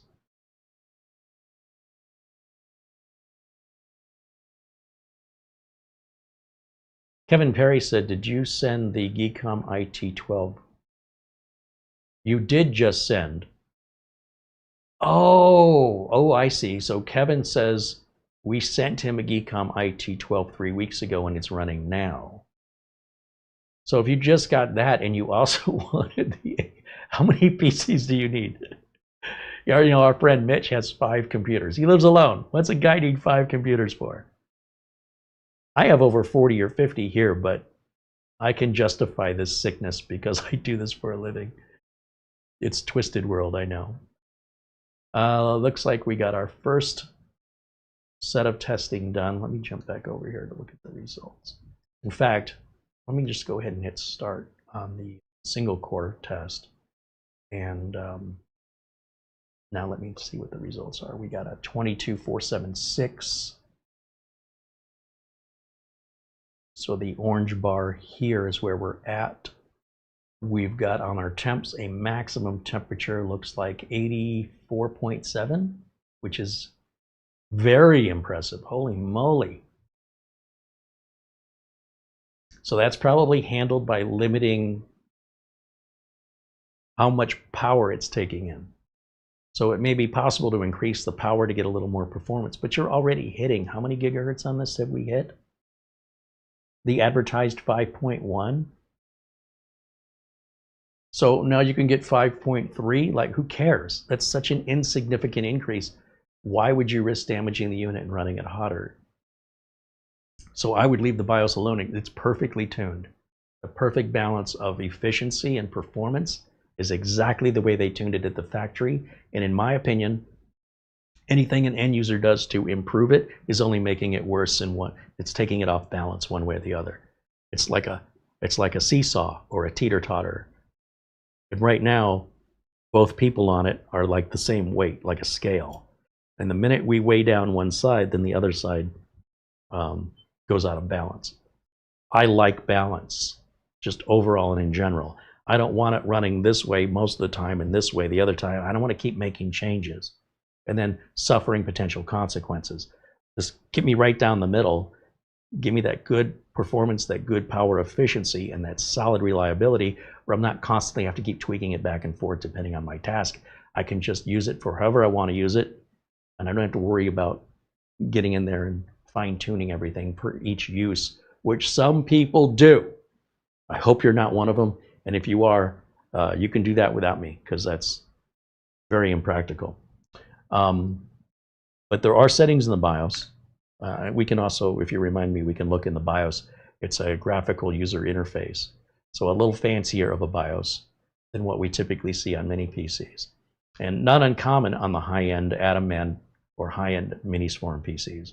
It's not that we're going to see something new in that way, but if you haven't seen one of those others, then this BIOS may be new to you, the layout and the graphical design of it. It's much more modern than, like I say, the budget or even most mini PCs are still text-based.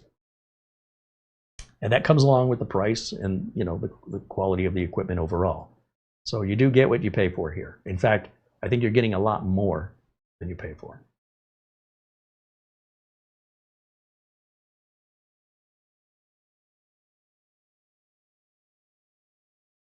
Look like Rick Lakes is there with some stormy weather in Minnesota. Well, that's just another day in Minnesota, isn't it? Well, stay safe, Rick. Hopefully it's something that doesn't affect the area you're in. Kevin says, I have multiple desktops, custom built, and I thought I'd replace another desktop with a Minisforum, and then I decided to hold off. It should have waited for it to be on Amazon. It's all good. Either way, like I said, we'll help you out. Kevin says he's got 6 computers, and there's 12 devices between his wife and himself. I'm a computer tech also. Well, see, now if you work in the industry, I get it. If you're a home enthusiast and you've got 6 computers, well, you got more extra time and money than I do. But when it's a business expense or it's something I use in the business, I don't really have a choice unless I want to limit the scope of what I could do in my business. That's what I tell myself when I'm charging up the credit card anyway. That's half true. Lawrence Pierre says hello. Welcome in, Lawrence.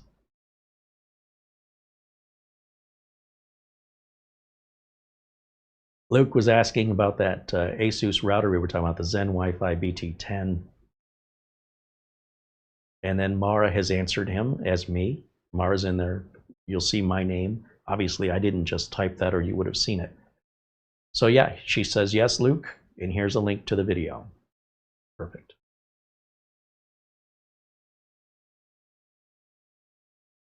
Boy, that fan just quieted up to nothing. The machine isn't really any warmer than it was before. It's warm. It's not hot. It's not cold. It's warm. So that has not changed this whole time we've been running this excessive test on it. Rick Lake said sirens went off. What are the sirens? Are they tornado warning sirens? Is that what that is? I used to get those in Michigan, in Detroit. We used to get the tornado sirens. We never saw a tornado, though. Michigan did see tornadoes, but not Detroit. Not in my lifetime that I'm aware of. But you still follow the same protocols. It's the wind. You never know. Hopefully that's a similar situation with you, Rick. You've been there a long time. I would imagine if it's a tornado that you would know if your area is more prone to them or not. Probably not your first rodeo, I'm guessing.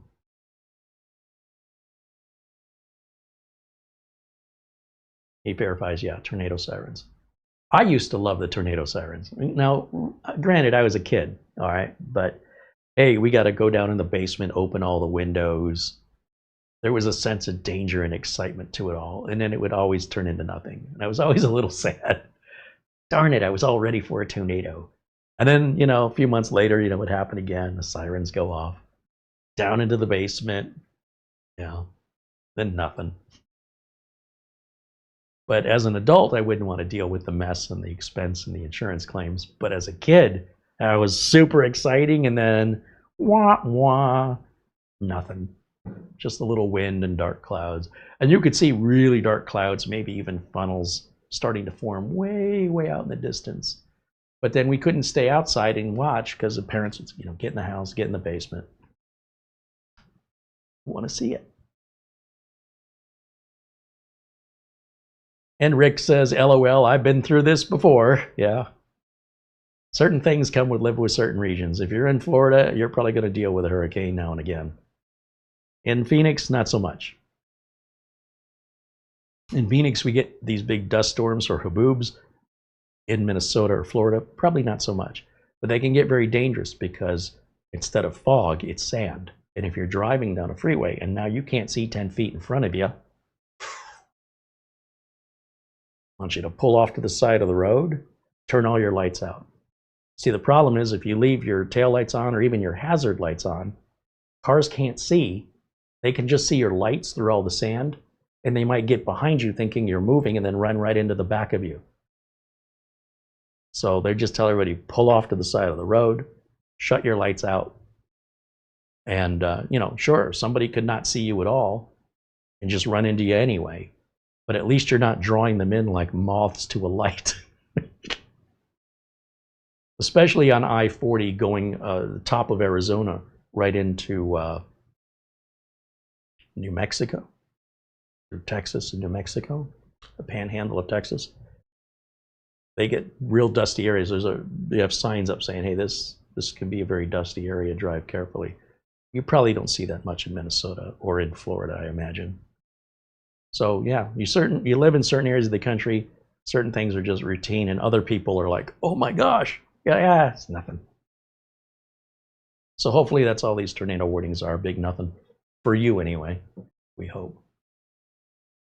He says it's not painting a pretty picture outside here. Yeah, well, probably best to not leave the house today.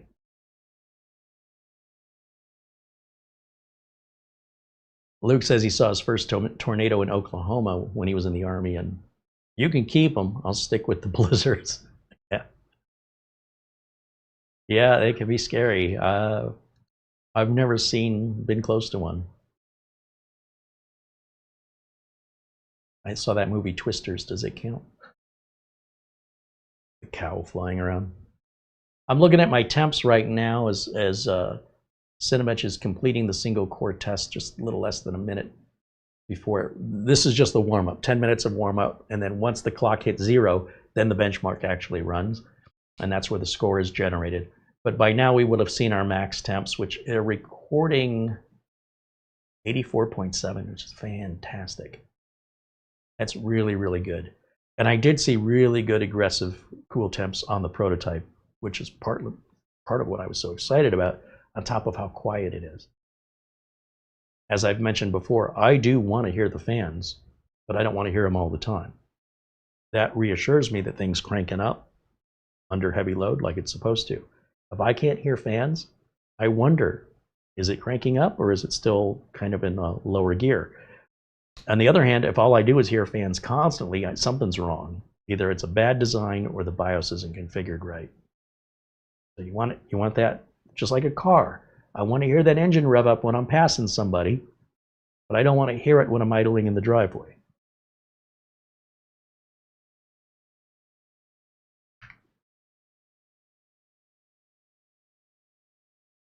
Kevin said he had a tornado hit 2 streets over from his house in 2019. We were lucky. So were the people who took the hit 2 streets over. Yeah, you never know. They're so random. A tornado can hit one house, go around the other house and hit the house on the other side. And then there's just this one house. And often the toilets are still left standing. It's weird. They're very unpredictable. But as a kid, it was super exciting. I secretly wanted to be in a tornado.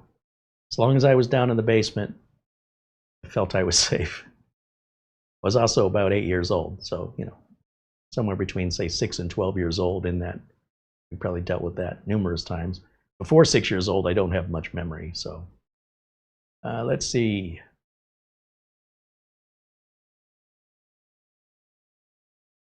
Yeah, it seems like a lot of you around the northern part of the United States are dealing with some difficult weather with hail and storms. I wish we could cool down a little bit here in Arizona. Today it is bright, sunny, and at 2:45 in the afternoon, the temperature outside currently is a cool and frosty 85 degrees Fahrenheit, which actually isn't that bad. It's going to be 115 in a couple of weeks. So I'm going to enjoy the 30-degree difference right now, even though it's still a little warm.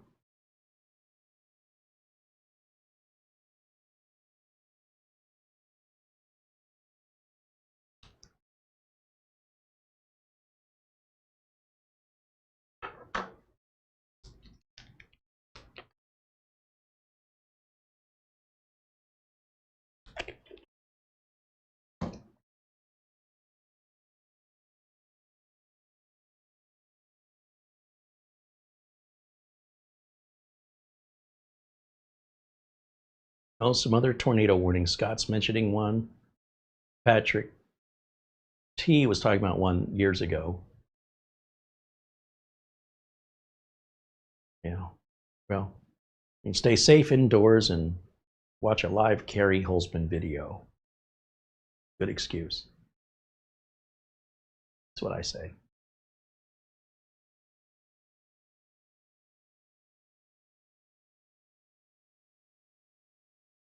There's our final scores. Right now we're looking at, wow, look at that single.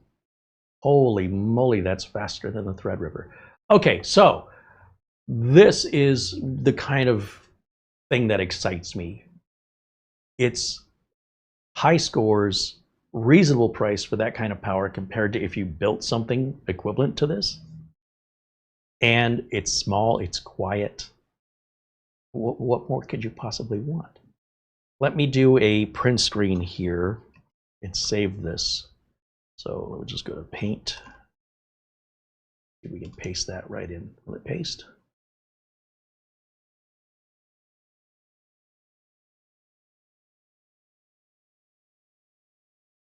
Oh, I think on this keyboard I have to hit a function key and then print screen button. Then I should be able to go to Paint and then paste that in.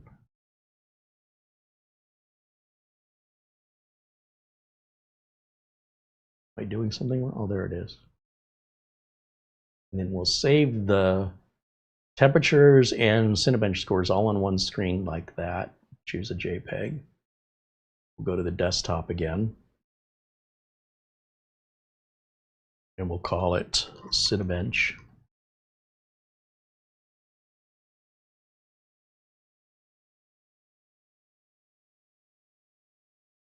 Save. Okay. So if I close all this out now, I should have all the data saved. There it is right there. That means I'm done with Crystal Diskmark and I can delete it. I am done with hardware info, so I can delete that. I am done. No, CPU ZL keep, Cinebench I'm done with. VLC, we'll get that installed right quick so I can then delete the installer. Now I don't know why, but if you have VLC installed and you check for updates, there is a new version. There's a 0.21, and if you have 0.20, it'll say there's no new version. So I don't know that 0.21 is some minor thing, but I like having the latest version. So just so you know, if you check your VLC version and you're running 2.0, do know that 2.1 has been available for some time now, but the only way you're going to get it is if you install it yourself, and it will overwrite 2.0. But 2.0, if you check for updates, will say there's no available updates. I don't understand the logic of why there's an update and then say, well, you don't need it. Well, if I don't need it, why is it there? I feel like there's got to be some reason 2.1 came out. So I want to see the latest version. When I click on VLC or any program, when I click on Help and About, this before would say 3.0.20, and then I would click on Check for Updates when I had 2.0, knowing that 2.1 was out, and it says you have the latest version of VLC Media Player, when I know I don't. So I'm not sure why that is the case, other than maybe a technical reason that I don't need it. But psychologically, I like to have that latest version before I need it. Okay, that's my logic. All right, so that catches us up with that. If we look on the flash drive, I don't know if there's any like graphics performance. Let's see. Testing software, 3D Mark, Heaven, Prime.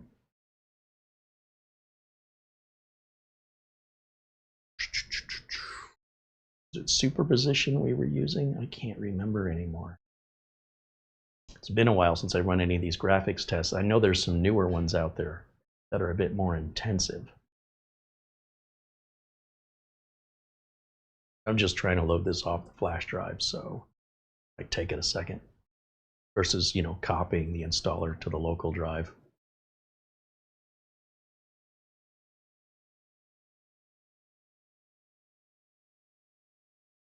There we go. Unigen superposition.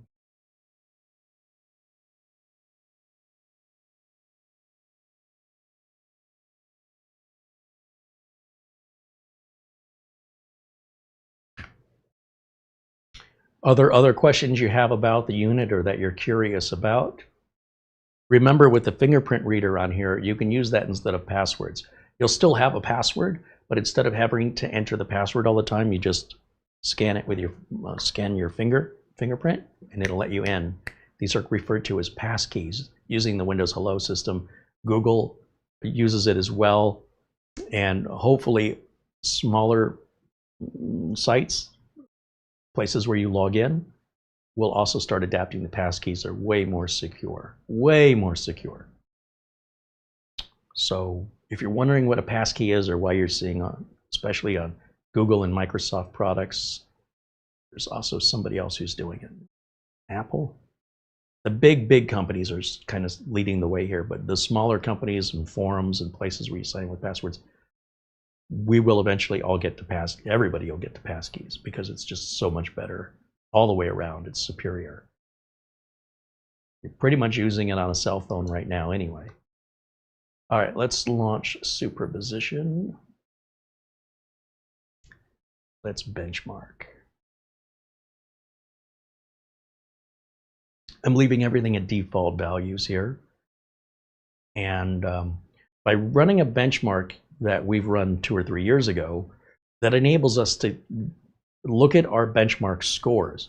The minute we compare our benchmark scores, if we change the benchmark, then all the previous benchmarking scores no longer apply for comparison. So I don't necessarily want to run the latest benchmarks all the time. By holding back and using a benchmark as long as I possibly can, that's giving me data that I can use to compare against older machines. So I am curious, let me get my mug out of there, how this looks with the built-in graphics card. That is a built-in, you understand what you're looking at? That's built-in graphics, folks.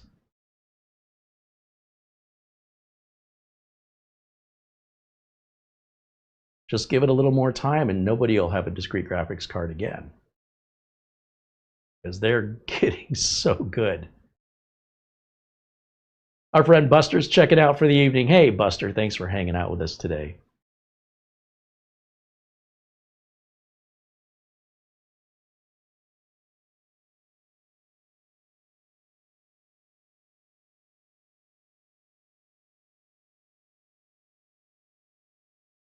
So as a reminder, if you do have some questions about the unit, anything I've forgotten to cover, like maybe we can go look at the BIOS when this is done, I'm certainly happy to provide you with answers if I have them, or go looking them up if I need to.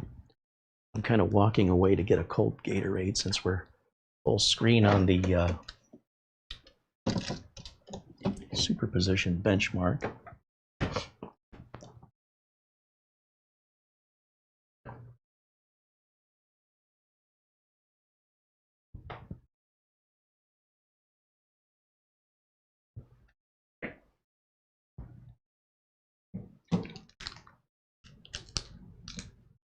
Oh, I still have the GPU dock and the keyboard to take out.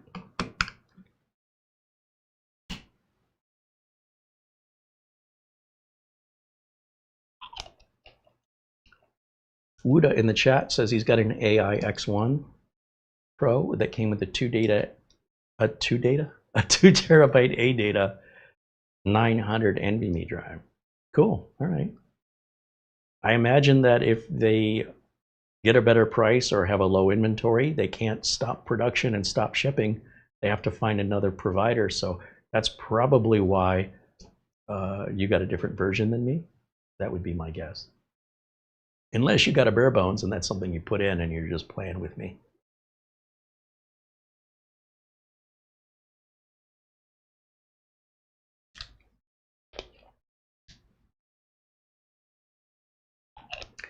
Shamim says, Carrie, I have a question.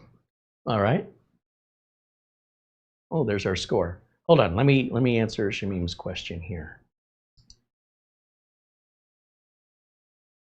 Is it better to have the computer run 3 to 4 weeks and then come to a conclusion, or the test you've made is enough to conclude that it is reliable? I ask you this because I see there are some 1-star reviews in Amazon that say it's good, but after 3 or 4 weeks it's stopped. Some others claim after 4 days it stopped. Well, and I can't emphasize this enough. Let me go full screen for this answer, because you don't know who these Amazon reviewers are. You don't know if they did something, if the machine was drop kicked to their front door, if they're irresponsible people that abuse the machine in some way. Maybe they opened it up. I've had customers where I've sent them computers and the first thing they do when they get them is they open them up. And I have shown you the insanity of some consumers taking a brand new thing and screwing it up. Because we don't know who these Amazon reviewers are, I am skeptical. I'm not saying they're lying, but I will say this. The people who complain are the loudest people, and the people who like a product are typically the quietest. What that means online is, if you like your product, you likely don't come back and say anything. And if you don't like a product, then you will likely complain about it everywhere. Yelp and Google and Amazon. Here's what I don't understand. If I ordered this from Amazon and I had an issue with it within the first 30 days, why make a big deal about it? Sometimes things happen. Why would you freak out and want to write a stink review as though you just got taken advantage of? I don't understand. You simply put it back in the box and you log into Amazon and you either request a replacement unit or you request a refund if you find that you are absolutely an intolerant, impatient, and demanding person. Probably best for everybody, you just get your money back, because not all customers are good customers.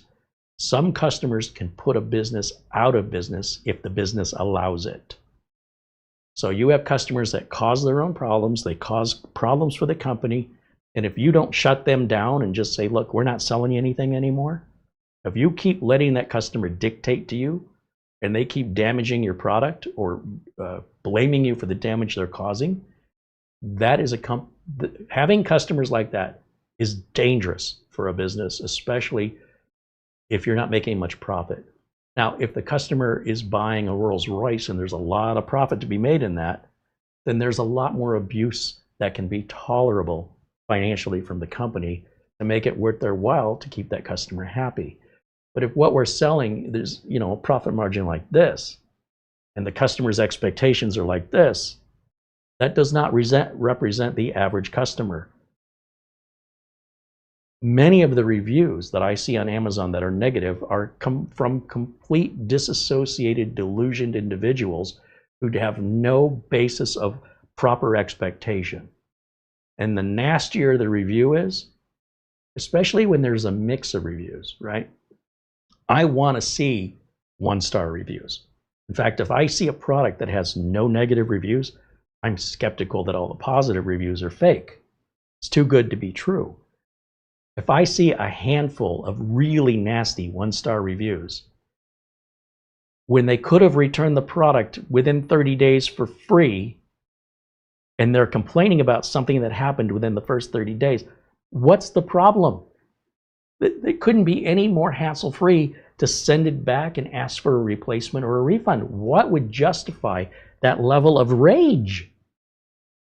So I don't know who these people are. They can be competitors writing negative reviews. We don't know. Amazon has a thing that says verified purchase. This is such a problem on Amazon that they don't even allow reviews of some products unless you've been verified as a purchaser. In other words, if you bought the product from Amazon and now you want to leave a review, Amazon knows you bought it and they'll let you review it. But if you want to go and leave a review for any product, you can right now. Regardless of where you purchase it from, you can go on Amazon and you can write a review for just about anything for any reason, whether you're paid to do it, whether it's genuine and sincere. I don't know. Maybe you bought the product off Facebook Marketplace and somebody ripped you off, and instead of being angry at the person who ripped you off, you go to the manufacturer who you didn't buy it from and you chew them out, or you go to their Amazon page and you write in this is all happening. You need to know this. How do you tell them apart? You can't, but you can grab a consensus. So if we pull up let's just pull this up, for example. I don't know what the reviews are, but if you look at the value of the information based on its source. So if we go to YouTube, let's just start with YouTube. Let me pull up a YouTube page because I want to teach you this. This is going to get a skill that's going to be more and more important as time goes on. And let's go to my window capture because I want you to see everything I'm doing full transparency. You know who I am, right? You know who Kerry Holzman is. I have a reputation, I have a history, and you could look that history up. It's all searchable. And if I give you my opinion on something, you understand who that's coming from. How does that information in value compare to somebody you don't know who's not a verified purchaser with something very negative to say about a product? Do you think those things are equal and now you don't know who you should believe? Because I think that should be pretty obvious. But let's just look at the overall consensus of the Minisforum AI X1 Pro. Let's see what other reputable content creators who have a long history of, at the very least, being a content creator on YouTube, what are they saying about it? Well, ETA Prime never has anything negative to say, so never mind that. But look at Retro Game Corp, look at NAS Compares, look at Lawrence Systems, look at RobTech. These are all reputable content creators. This person put Linux on it if you're curious how it runs Linux. This ETA Prime again, Tech Guy Bo, another ETA Prime, well, that's a different thing. Here's one from Brytech, here's one Chig's Tech Reviews, Tech Hut, again from NAS Compares. Level 1 Tech, if you're a fan of Wendell, there's Tech Syndicate, if you're a fan of Logan. I am telling you, what is the general consensus of people who have histories and are reputable? Now let's go to Amazon, just for comparison.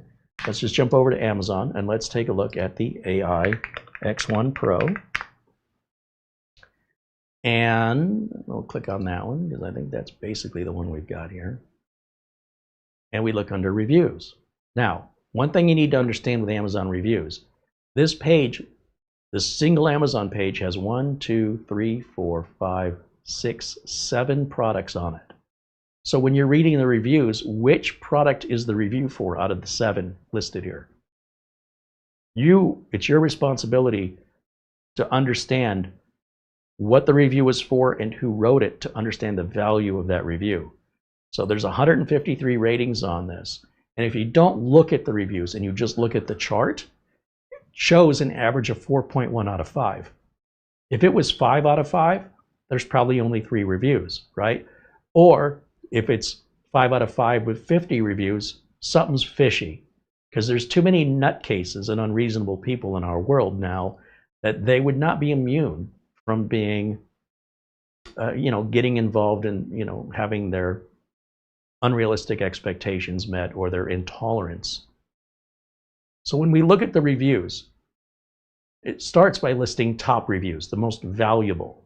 But pay attention to what they're reviewing. That's not this. Okay, so every one of these is going to say what it's reviewing. Now, if you look, when someone says it stopped powering on after 4 days, that's not this unit. And it's also the same thing. This person gave 5 stars and this person gave 5 stars. And you want to know who to believe? Isn't it obvious to go with the consensus? If you go just to the 1-star reviews, oh, it won't even let me without signing in. If we look through the reviews at the 1-star reviews, who are the people writing the reviews? Let's go back down to the reviews again. There's a reason why Amazon starts listing based on what they call top reviews. You see how it says this is a verified purchase? That review has more value. Verified purchase. Anybody who's a verified purchase, even this 1-star, means their opinion matters more because we know for a fact they bought it from Amazon and they're leaving their review. But who is Maria? And is Maria somebody who, what kind of products does Maria normally buy or leave reviews for? Does Maria normally just leave 1-star reviews? And here's the thing. This is the only 1-star review that Maria has, and yet she says it's a headache of returning the product. What's the headache? You put it back in the box, you take it to Kohl's, Whole Foods, or UPS store. Amazon gives you 4 different ways to return it. You walk in, you drop it off, you get your receipt. If there's a return that's any easier than the way Amazon does it, I'd like to know what the heck you're comparing the headache of returning the product to. Compared to what? What alternative is there to returning a product that's any easier than Amazon? If this person thinks putting the product back in the box and taking it to a UPS store, a Kohl's, or a Whole Foods is a headache, that's intolerance and unrealistic expectations. That's why there's a 30-day return. For a person like this, why give them a 30-day return? Since they're just going to spit at it anyway, take it away from them and say, if you're going to be that nasty, we're not even going to give you the 30-day return. But Amazon can't do that. If I was the one in charge, I would retaliate and I'd say, well, clearly the 30-day return has no value to you. So anything else you buy from us, we're not going to give it to you. That is so upsetting to me. So I'm not denying this person had an issue. We don't understand why. It could have been a power issue. It could have been a shipping issue. I guarantee you, Minisforum did not send out a broken computer because that would cost them money. They're not going to let it leave the factory if it doesn't pass quality control. But when it ships, you know, it's got to go from a boat into a truck and into a warehouse and into a distribution warehouse into the final mile of delivery, which is your final carrier. And if your final carrier has drop kicked it to your door, and some do, just watch the news, watch YouTube videos of Ring doorbell cameras, security cameras catching drivers mishandling packages. Then usually when they catch them on camera, they report it, and those drivers get fired. No differently than people eating the French fries out of a DoorDash order that they're delivering. They can only get away with that for so long. So is that Minisforum's fault? And it's not Maria's fault. But is that what happened? Why is her experience so different from everybody else's? And are you going to let this one person who we don't know provide information that we don't understand the accuracy of or conditions of, weigh against those people who have reviewed the product you do know, as though that information is equal? That is not equal. But what could be equal is the consensus. So if we go back and we look at the consensus of the reviews, we have essentially 70% of people that say this thing is 5-star, perfect, couldn't be better. That's 7 out of 10 people. Then you have a couple of people that say it's really close to being 5-star. You've got possibly one person with a 3-star and one person with a 2-star. And then you've got maybe 2 or 3 people, right, to get to 15%. That's not very many 1-star. Over 153 ratings.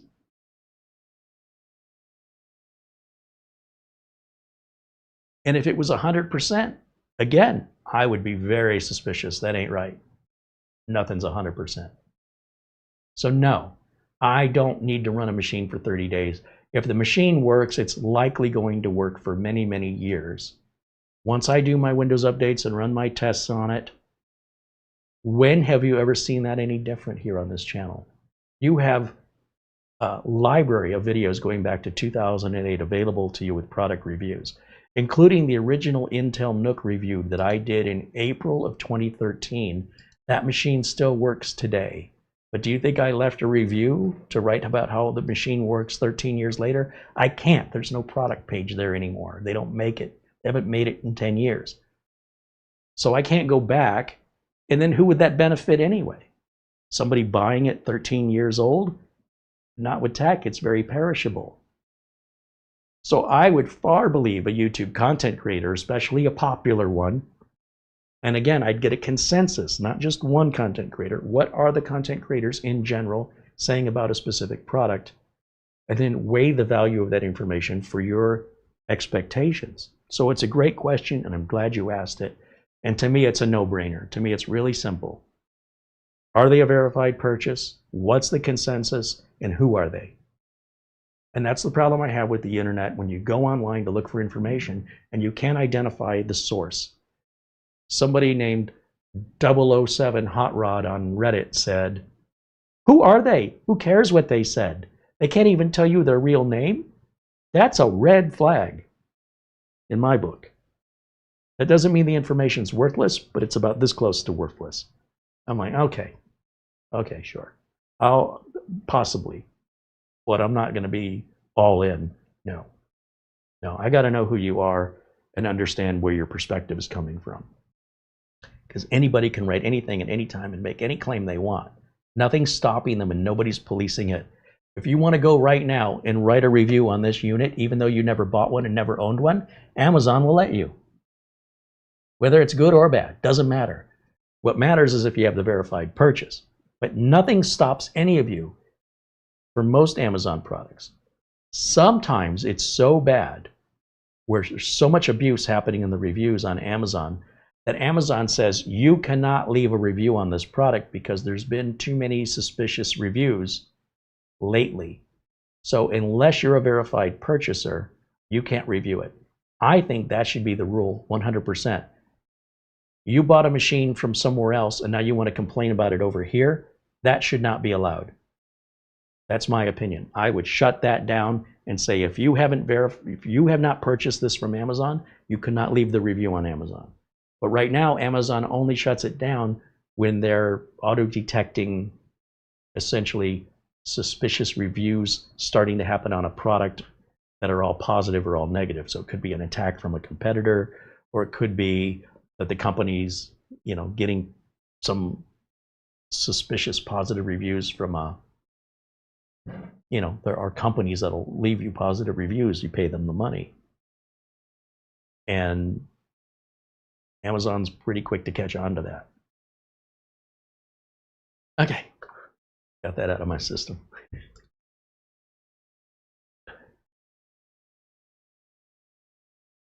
John Williams said, I've not had to send much back to Amazon. Sometimes they'll pick up the item you're returning if need be. This is true too, yes.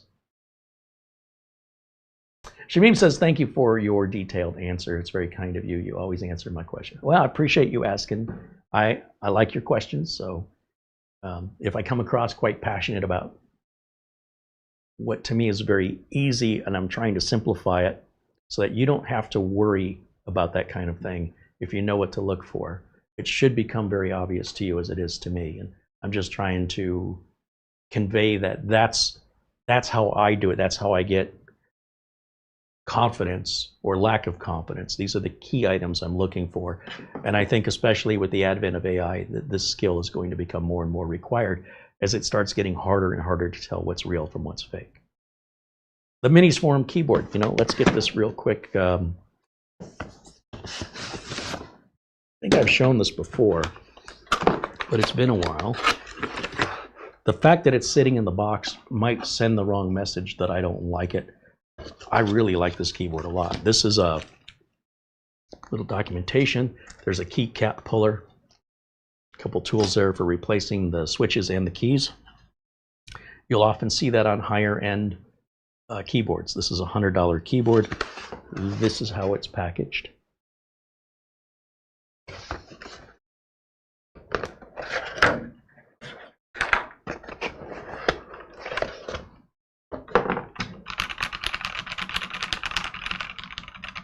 It's got a nice sound.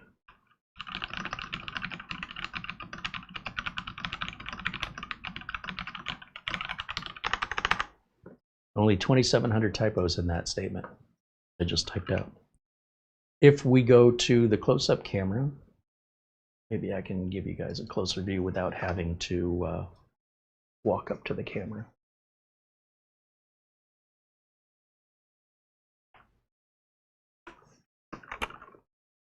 Now it said this had a tri-mode connect, so that to me means, oh yeah, there's a switch over here. These are not antennas, those are just apparently disassembly points.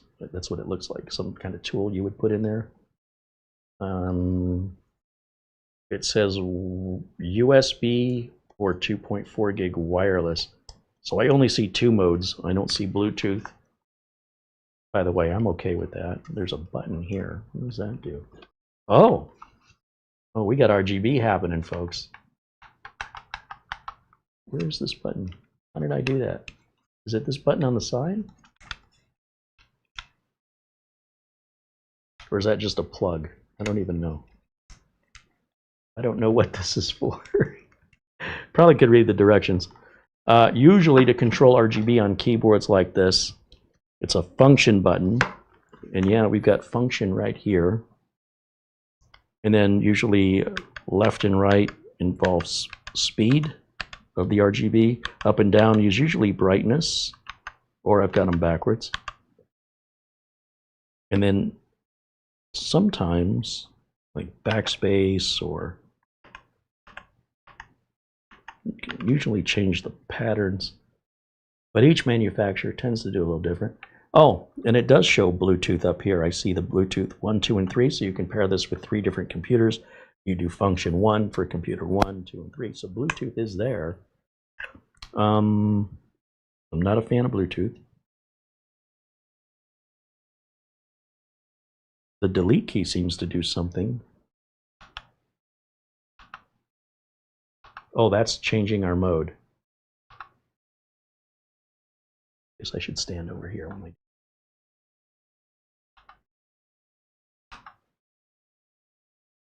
Tricky.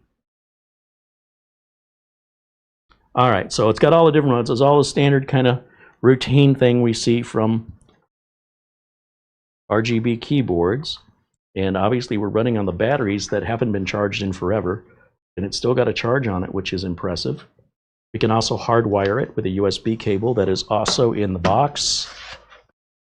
I don't know what was in here. Got an empty bag and another empty bag for some reason. We got a nice USB type A to type C cable in the box. And is that all?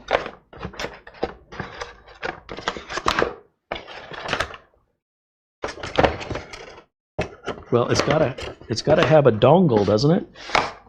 Is there a dongle in? Oh, maybe that's what this thing is. Does it pull out? Is that my dongle? It's my dongle. No, no telling people I showed off my dongle on YouTube. Get me in trouble. Okay, let's go back over to camera 1.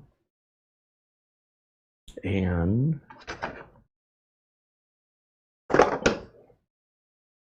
I'm done with the utilities flash drive. We'll plug our dongle in right here. And let's jump over to HDMI 3.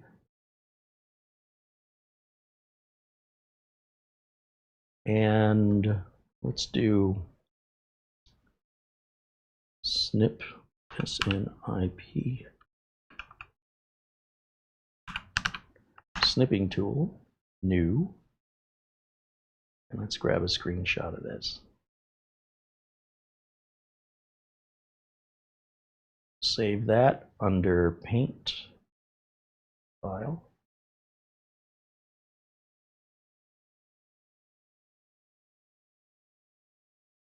What's happening?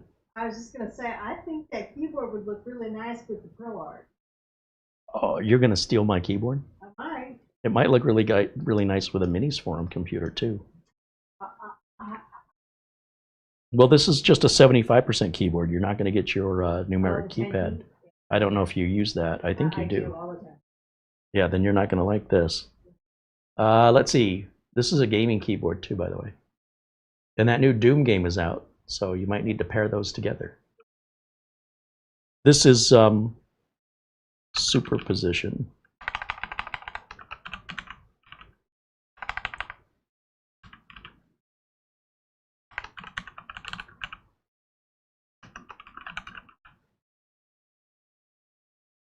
It's a JPEG on the desktop. Okay. We could close that, close that, close that. Let's open up Notepad. So right now the keyboard's on a bit of an angle. It doesn't seem like it's got any adjustment where I can lay it flat, and my desk is a little bit tall.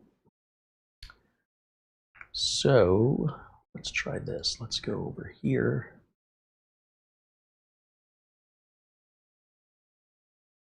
That over here. And let's go over here.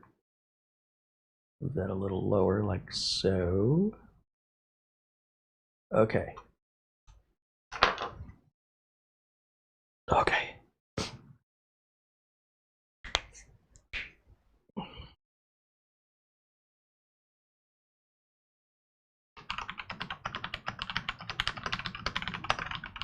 No, I already screwed that up.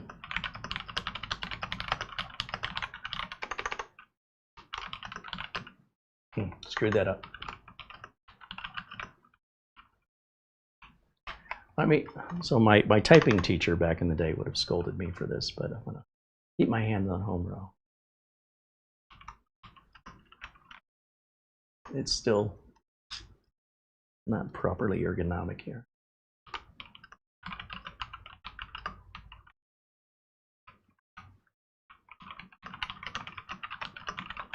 I don't know. Am I close? I kind of feel like it was pretty close.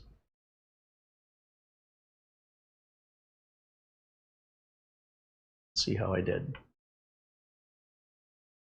Hey, that first one went pretty good. The quick brown fox jumped over the Alzi dogs. That's every letter of the alphabet right there. So the keys are really soft. They're very like touch typey keys. I like keys that are a little more, require a little bit of muscle. Because I'm an 80s guy, you know. I'm still used to mechanical typewriter kind of finger strength. Not like these kids today. This button is too hard to press. You know? I'm kidding. They are a little soft. I think these are a little soft, and I'm just getting used to these over here. So it's odd to me that the cheap little keyboard here with the flat laptop style keypad is actually more comfortable for me to type on. Like, this is a great keyboard, and if I was a gamer and I wanted that speed and performance in the RGB, at $100, it's a good deal. We paid more than that for the Gravistar, but you know, you are paying for looks here. And I turn the RGB off to keep the battery life as long as I can. So with this keyboard still hooked up, let's go over here. And now everybody's different, right? So for me, we do this again.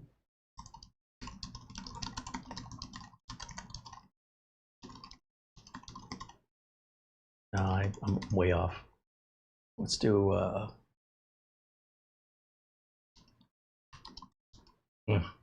see, I can feel my finger when I hit two keys.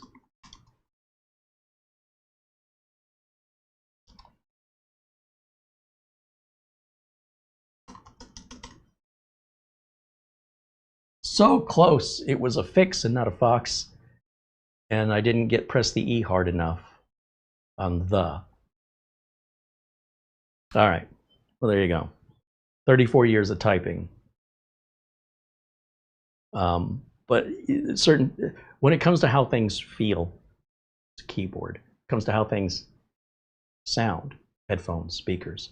It comes to how a monitor looks, vision. It's different for us all. And so for a lot of people, they sit there and they go on and on about all the mechanical keys and the pressure and the this, that, and the other, and the anti-ghosting, blah, blah, blah, blah, blah. I'm just trying to get work done. And you give me a basic keyboard, and it doesn't matter what it is for me. It could be mechanical, it could be memory, I don't care.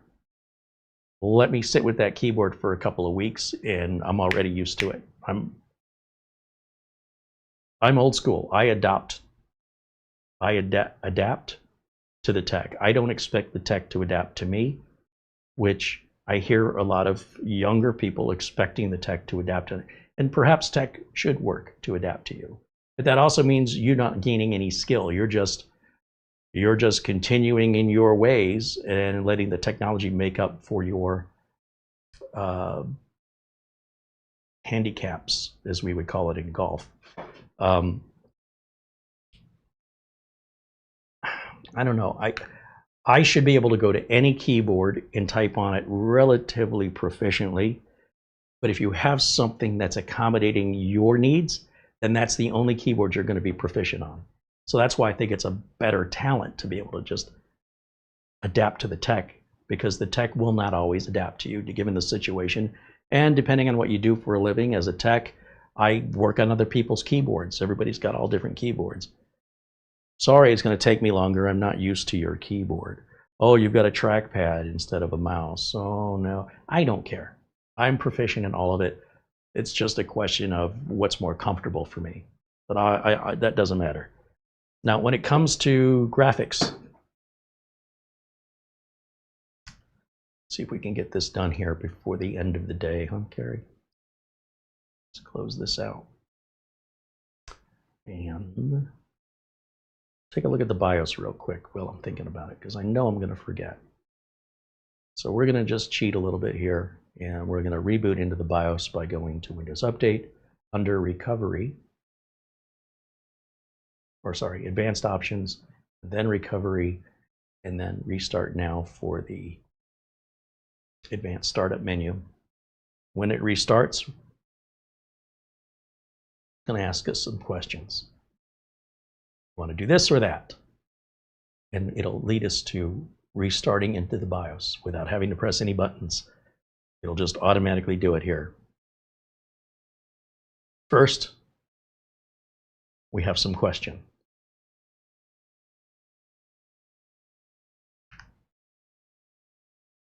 I want to make sure camera 1 isn't going to block anything.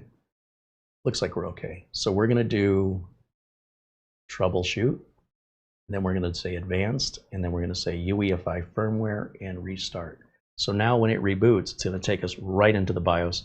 Yes, you can still press delete or F2 or whatever the key is, but if you're working on other people's hardware and there's different ways to get in the BIOS and you got to time it just right, and depending on what keyboard they have, this is a universal way that works no matter what. So let's get rid of camera 1, and you can see the full BIOS. And here's what it looks like on a modern Minisforum machine of this caliber. Right, there's your advanced section, your total memory, your system date, your, let's see if the mouse works in here, optimize defaults, the back button, save and exit are over there. Under advanced, you've got the power limit here, which is balanced. You can put it in performance mode if you want to get a little bit more out of it, or silent mode if you think the fan's a little too loud and you're willing to sacrifice some performance. I love balance, give me balance. Trusted computing, that's going to be all of your security related stuff, some of which is required by Windows 11, like TPM, etc. Your CPU configuration, onboard device setting, right? If you're using resizable bar, for example, which you would want for any graphics cards over 4 gig. And then down here, we've got the ACPI settings, so like wake on LAN, stuff like that. Hardware monitor is just monitoring fan speeds, temperatures, fan modes. Again, you have different fan modes for quiet, balance, or performance, depending on how tolerant you are to the noise or performance.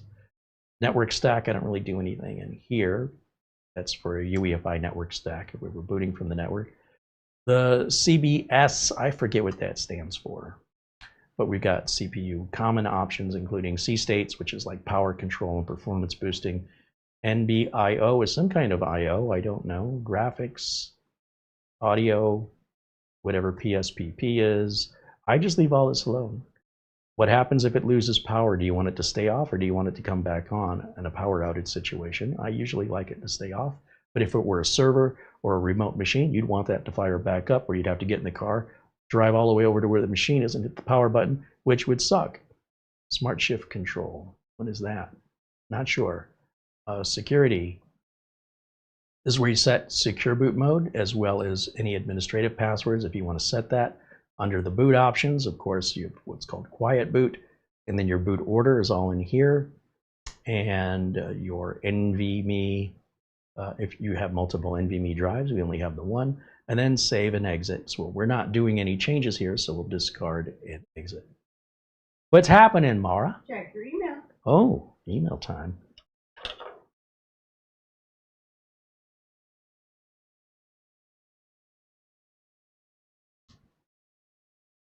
Wow, Mark Gaines sent $114.46. I'm always amused by the amounts because of the foreign exchange rate of Mark being in Northern Ireland, and of course us here with the US dollar. So usually a lot of contributions come in at an even amount, and Mark's are always these weird amounts, and I know that's why it's happening, and it just kind of tickles me. But it also tickles me to see such generosity, and of course a shout out and a thank you to our good friend Mark Gaines, with also a £5 super chat at the same time. And he says, take a little peek at your PayPal. Thank you kindly. Thank you. Or should I say cheers? Now, let's get to the thing many of you have been asking about, despite my attempts to convince you not to use one of these. But I've yet to hear a good reason why anybody would do this. Like, they just do it because they want to.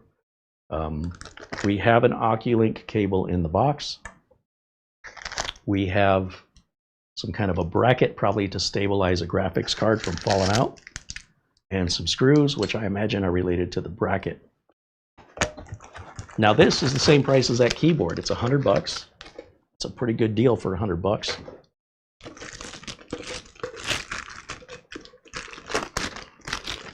This is the very first time I'm going to put this in use. I've never used one before, but it's not rocket science. You know, my understanding is that we put a power supply 24-pin motherboard power connector in here. Now, serious. And then there's a PCIe slot here. In fact, let's see if we can get to the close-up camera. Check this out. There's your Oculink output right there. It says Minisforum, that's your branding, and then you have power to turn the power on and off on this. This is not hot swappable. You want to make sure everything is plugged in before you turn it on, and you want to turn this on before you turn on the computer, or it may not see it. That's why I say it gets kind of hairy. There's a little pad here, and I understand the units they're selling on Amazon are including a power supply, which we did not get. Let me just double check that before we go any further. Let me go back over to camera 1, over to Amazon.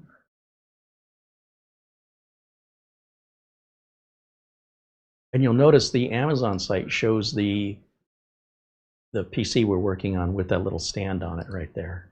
So if you're curious what that looks like on its side, they include the stand. It's a metal stand, by the way. This whole computer's metal. I think the bottom of it's plastic, but it's a really, really nice to look at. All right, let me let's look at the DEG1, which I think I have up here already, don't I? It's the keyboard.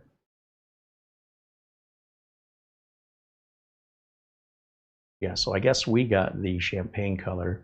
I saw Amazon did sell the Hermes orange, but it doesn't look like it's in stock. There's the breakout of the aluminum alloy chassis this keyboard is made of. If you want to learn more about the keyboard,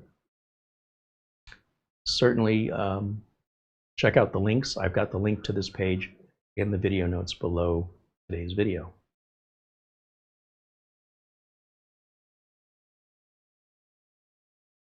Oh, I see. The 2.4G and Bluetooth are on one side, and then the USB cable would be if you flip the switch. So it's not a 3-position switch like I'm accustomed to seeing. It's everything in the box. Yeah.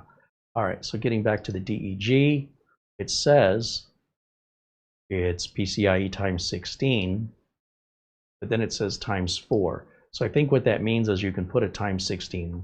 It's a times 16 slot, but the Oculink can only carry over times 4 performance. So that's why it's always going to be less performance through the Oculink than you would have internally in the slot directly. But still, many cards don't run at times 16 anyway. So it says it's 65 watts, which I don't understand. And it says, oh, it supports, not includes, it supports. So you will have to provide a power supply for this. I misread. A little bit more information right here. I'm going to leave that on the screen for a second so you guys can read it. Let me make sure that I'm not covering any information up. No, I'm not. Good. So I'm going to go grab a power supply and you can peruse that information. $100 for a dock is pretty good though. Some may cost more and include power supplies. Some may be in complete graphics card enclosures that will limit the size of cards you can use. When it's convertible, topless, you can basically put any size card in there you want. But it also leaves it exposed to the elements, and it also, in this case, requires us to provide our own power supply at additional cost. So here, let's see. Let me go back over here for a second. What do the reviews say? Over 200 have been purchased in the past month. And out of that, there's only 28 reviews, and they average 4.3 stars. Yeah, somewhat of a cable mess. They're all going to be cable mess. And it doesn't have to be Minisforum to Minisforum. You can use other docks with Minisforum, and you can use Minisforum docks with other, as long as it's Oculink, because that's the only way you can connect this. Okay, so let me go back to camera 1. We're going to figure out how we're going to wire this up. So what I need is just the motherboard cable. my desk is going to get real messy here. So there's our motherboard cable, right? So get my glasses. Can't see so good. Let's go over here. I'm going to bring the dock to the cable. Plug that in like so. Okay.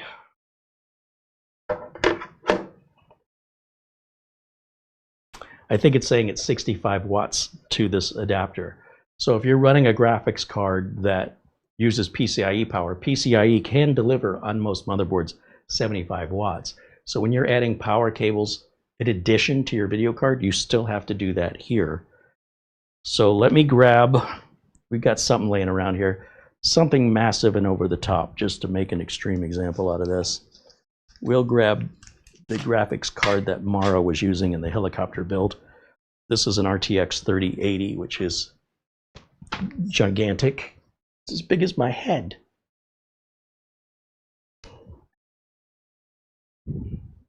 And for this reason, the power supply needs to be on the left side, because otherwise it's in my way.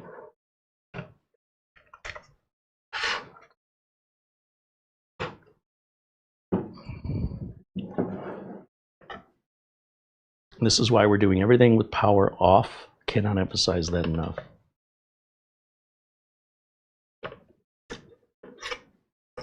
There's a slot right here that these will fit into that I just realized.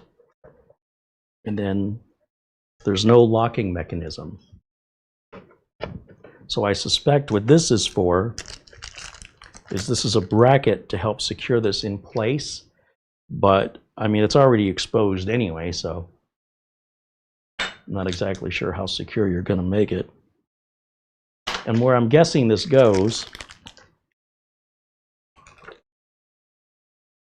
just by looking at it, and again, I've never used one of these, this is all intuition, but what it looks like is that, you know how you normally screw down your graphics card? Well, I believe that's what this is for. So that it would go, maybe like, well, it can't go that way because that would potentially block our ports. Could it go this way? Could it go this way?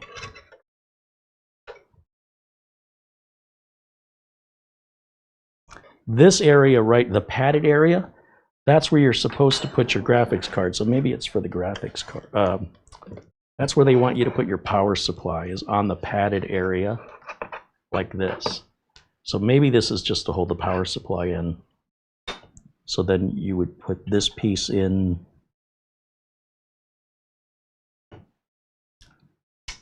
It looks like there are proper screws here to align with the screws on the power supply, just like any other computer case, to hold your power supply.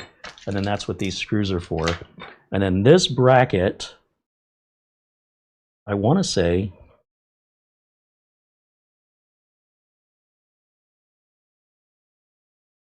give me a second.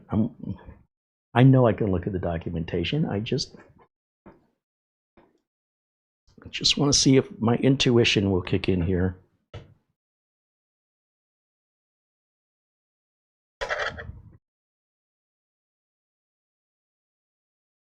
Aha. So then we go from, see, I got it. We go from the power supply that's secured here, and we use the power supply to secure the graphics card right through this piece. See? It needs documentation. Wimps. That at least locks it all in. I have no intention of locking this in, because after this video, it's all coming apart anyway. But if you wanted a more permanent install, even though it's fully exposed to the elements, you could do it. Then we've got our Oculink port. And so what we want to do is shut the computer off. So let me jump over to camera 3, and let's power this guy off.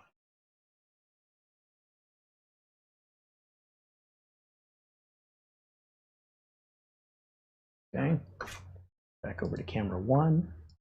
Where'd my chat room go? There's my chat room. Shamim says, I've been waiting for this review of the DEG one. I don't know that there's much really to review. I mean, it's a dock, you plug a card into it.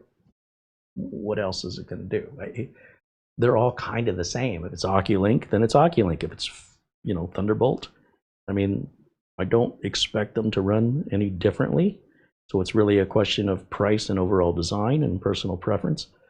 And I don't know why we have so many twist ties on our Oculink cable. This is like the only Oculink cable I've got, by the way, so I hope it works.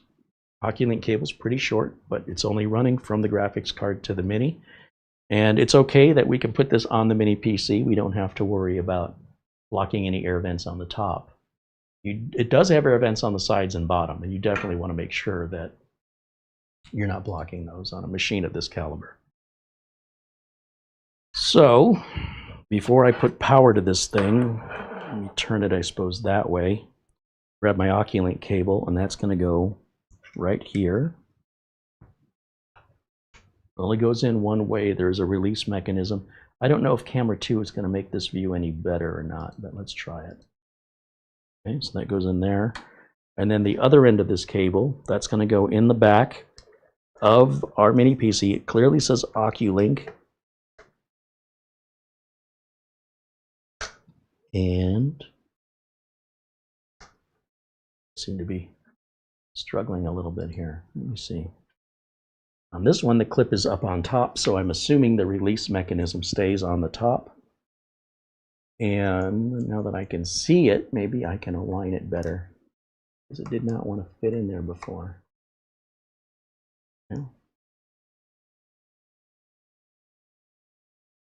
Yeah, that doesn't help when the release mechanism is on the top on this unit, but the release mechanism's on the bottom on the back of the Mini PC. So in other words, I have to flip the cable the other way. I would like some consistency there, but well, a minor complaint. Now let me give the power supply power. I've never done this before. First time, and I'm not reading any documentation. Turn the power supply on. Turn the dock on. There's a button right over here. Ooh, something's happening. I see 3 red lights up on top.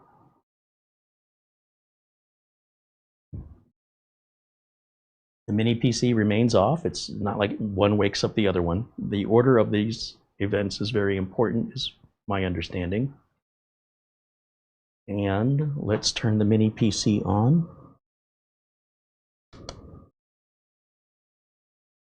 And let's jump over to, I guess I'll just minimize camera 1. Let's see if it auto detects the card. That should be all there is to it, apart from loading some drivers on and playing some games. Can't see any reason why we'd have to do any more than that. Pretty dead simple, but it does leave all your components out in the open and all the cables. Ugh, but you know, that's what you want, man. I don't know what to tell you. All right, let's go back. Just gonna mumble over here. Let's go over here to our desktop. And I'm curious, in our device manager, did it see anything? Or is it loading it now? I don't know what happens next. Display adapter, so we're still not seeing it.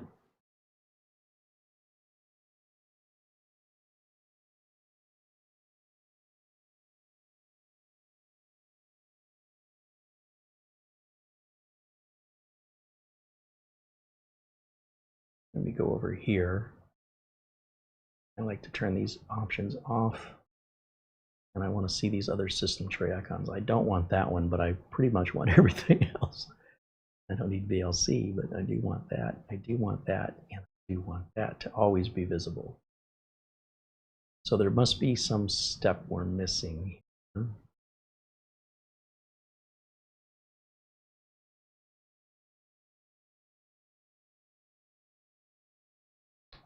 Not seeing it as far as I can tell.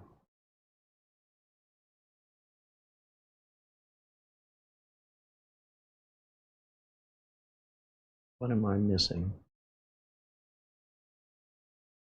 Well, part of the problem may be that I need to hook a monitor up to it, huh? Because I don't have a monitor hooked up to this external graphics card, and maybe that's a problem. Also, did I ever update the AMD Adrenalin software? But I guess using this NVIDIA card, it wouldn't matter. Oh, current version is up to date. That's cool.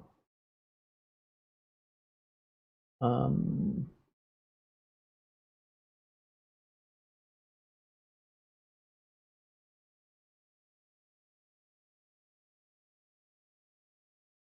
just want to make sure. Oh, it says there is a new version. Well, let's get all this updated.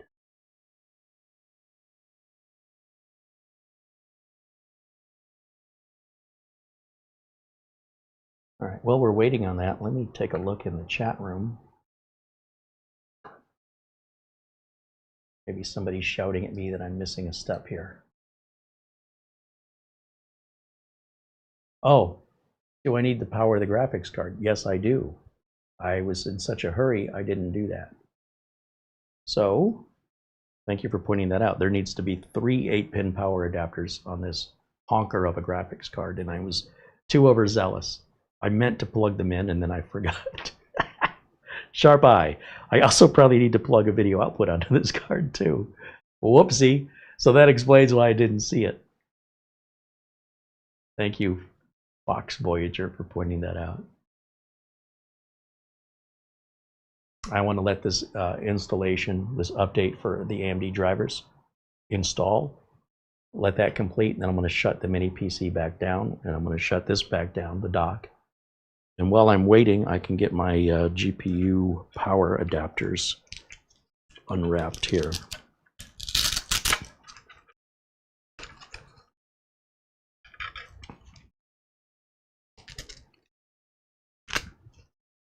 Oh, good, more cables.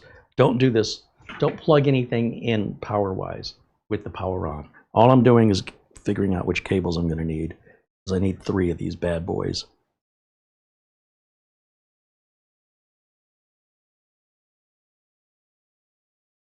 Okay, there's my first 2.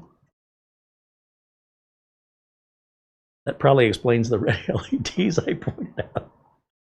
Gee, I wonder if they're trying to tell me something. Red is good, right? Red means go?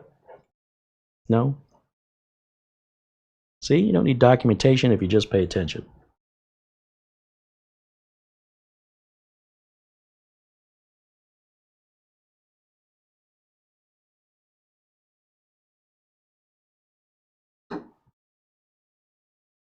Did that update finish?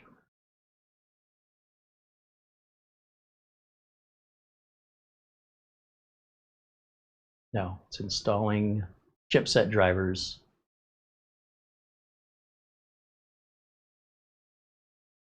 It's 0% for some reason. Give it a minute.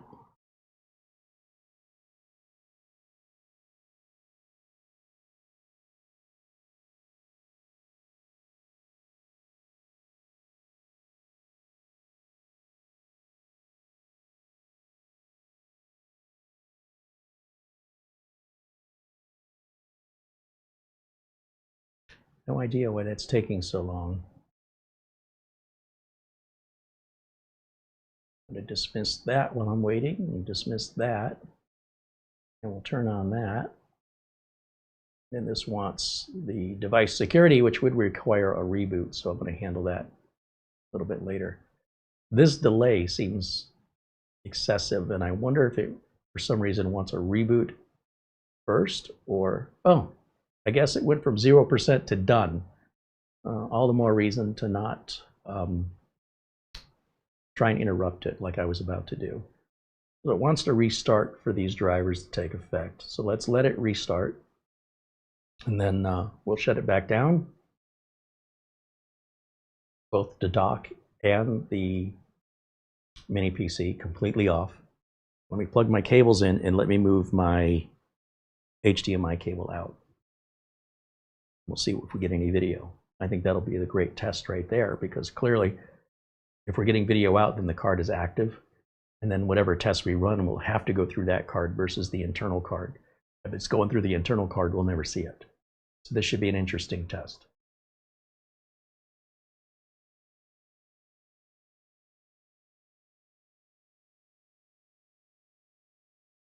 Okay, we're going to shut this down.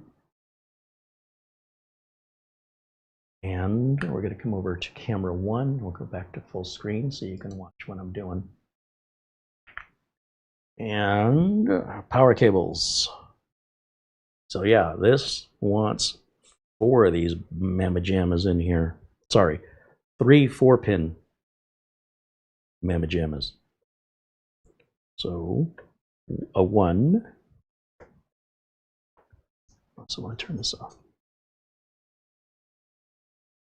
It is off. Well, I'm going to turn it off here just to be sure. Safety first, especially when you're dealing with equipment of this value. Unless it's somebody else's money. Plug in number 2. It's a little nerve-wracking trying to push these in without pushing the card up this way. I suppose that's what the screws are for, huh? And then we just need one of, we have 2 more. We just need one of these. 2. Doesn't matter which one and which order. Whatever looks best to you.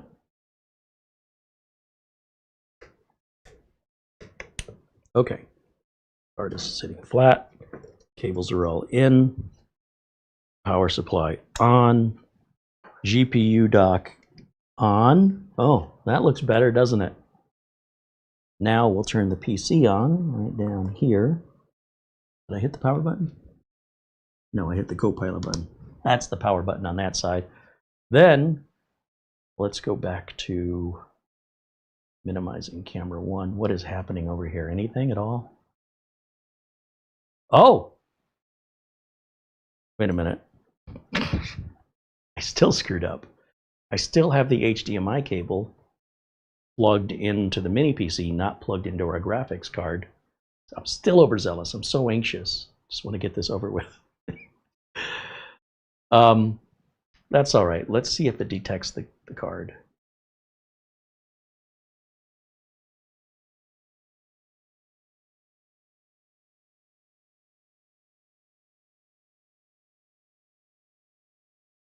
Oh, it's found something.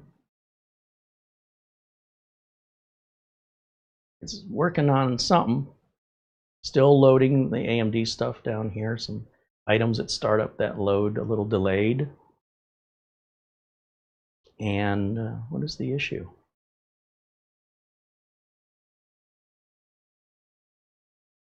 So for the display adapter, we're going to go to start without your data. Continue. Video.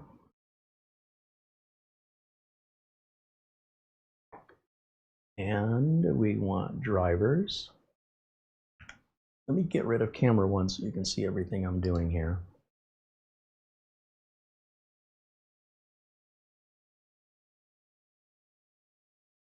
Drivers.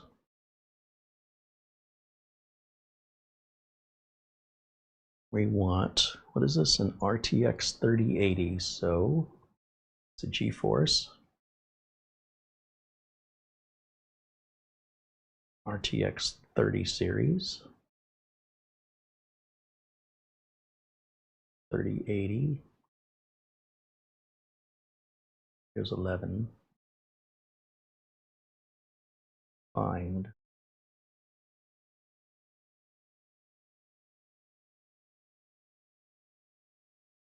All right, do we want game drivers or studio? Let's do the game drivers. So game ready. View. Download. 860 megs. But we got a fast download here. How do you like that?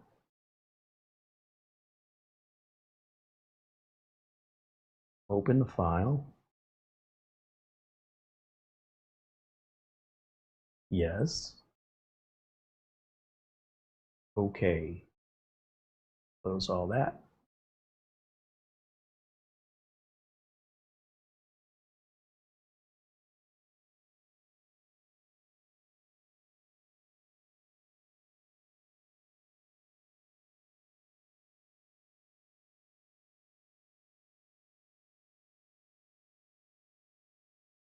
Agree and continue. Express. And we're off to the races with the driver. Barry Klein said that docking station in mini PC would be a huge dust nightmare. Be sure to keep the leaf blower ready. True. Also, if you have pets like cats that like to get their nose into everything, that could be a bit dangerous and unhealthy for both the cat and your expensive graphics card and power supply and dock. And if you got children that like to poke around their fingers in places with the fans exposed like that, you might hear some screaming. So yeah, this is why I don't think this is a great idea. But yeah, everybody do their thing.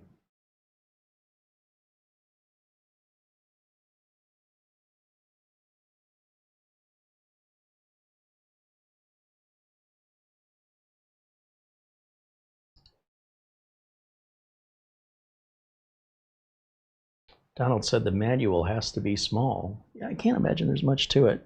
I wouldn't know since I haven't looked at it. A lot of manuals are online nowadays anyway, right? You just go to the website and grab the PDF file. Archie wants me to run Cinebench again. Well, not should we run Cinebench or should we run... All right, we'll run Cinebench. Let's see what it does. Cinebench may be more CPU dependent than graphics card, but I would be curious how the superposition benchmark would run, me personally.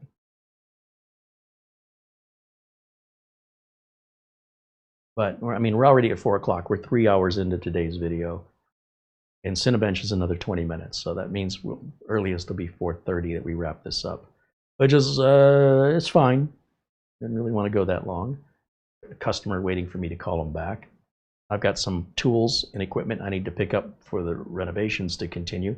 You notice there's no construction noise today because we don't have everything we need, and we have to do that before 6. So I do have a little bit of time still to get this done. So I will try.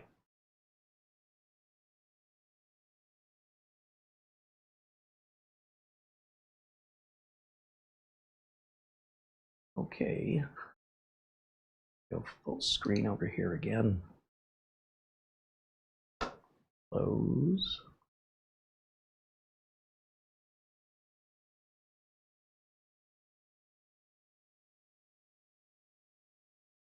Next. Next. Done. Okay, in theory, our device manager should see our card now.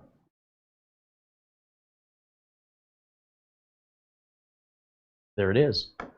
And if I pull the HDMI cable from the back of the mini PC and plug it into the back of the graphics card on the dock, we should get something. Give it a second. There we are. Now we're on the RTX card. And let's go to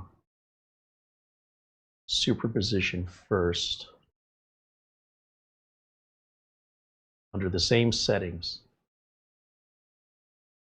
The only video output we have now is the GPU, the external GPU. And let's get rid of camera 1 again. And we'll go through this again. Again, if you have questions for me, this will be the time to ask, since this test does take a moment. And you'll see all of our numbers happening in the top right, all the details.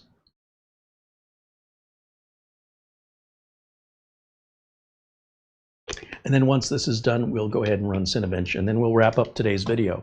So if you have questions for me, whether it's the keyboard, the dock, the mini PC, I will do my best to provide answers. It's my understanding the dock only works with graphics cards, but it may vary from dock to dock. I've never used one until today. So I'd have to grab some other PCI device, like a PCIe device, like one of my Elgato capture cards, to see if it would work in there. My understanding is there are some that will and some that won't, and I don't know specifically on this one. Why are you smiling, Mara? Because that's the dumbest and the coolest thing I've ever seen all in one. I thought that was me. Well, okay, you're in that same category. However... Woo, you should feel the heat coming off of this graphics card. I'm absolutely... This will keep you warm in the winter. That was mine. I know how hot it runs. Yeah, but can you imagine having this? You could lean it on its side and just have it glow at your face, and you would be happy. I would Because Mara likes the heat. I do.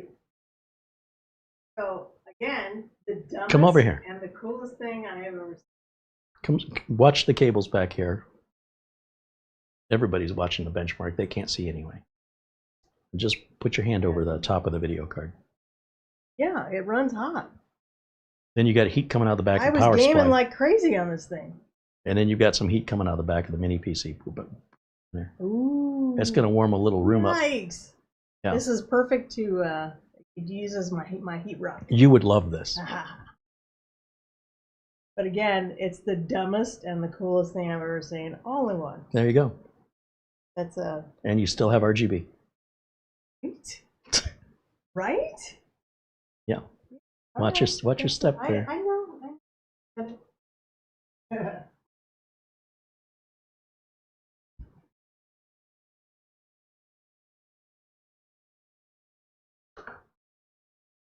Chat room's awful quiet.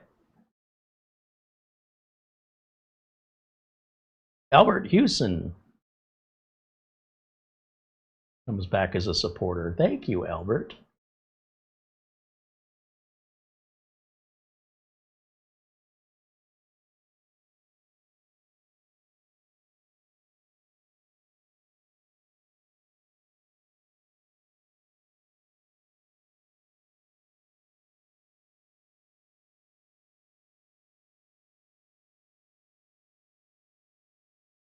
Wow. That is, just to remind you, let me go back over here, full screen. It is a big difference between the good integrated graphics and a good external GPU. But a cheap external GPU, the difference isn't as extreme. That's why I'm reacting. If we took a screenshot of our results from before, just as a reminder.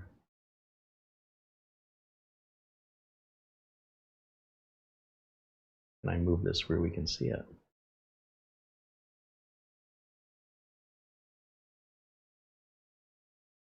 So these are the onboard 1080p medium, right? All the settings are the same. Computer's the same. Everything's the same. This is just the graphics card. You look at your frame rate minimum, average, and max, and over here, you're 291 to 87. And then it says the GPU temperature wasn't monitored, but here we get more GPU information. That is an incredible difference. Now let's grab a screenshot of that for the sake of just, holy crap.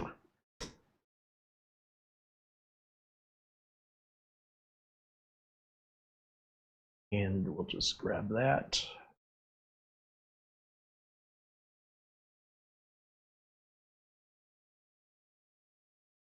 And we'll save it as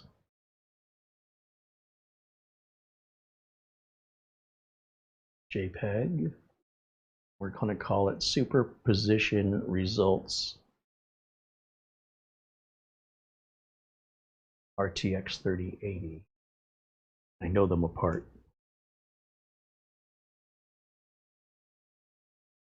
Okay, so we will have that recorded. Done and done. And yeah, let's try the same with Cinebench. Now you got me curious. Because I thought Cinebench was more CPU heavy, but maybe I'm wrong. And I've already deleted Cinebench, didn't I? Threw it in the trash. Let me grab Cinebench again off of my flash drive. That only takes a second. Plug a flash drive in up here.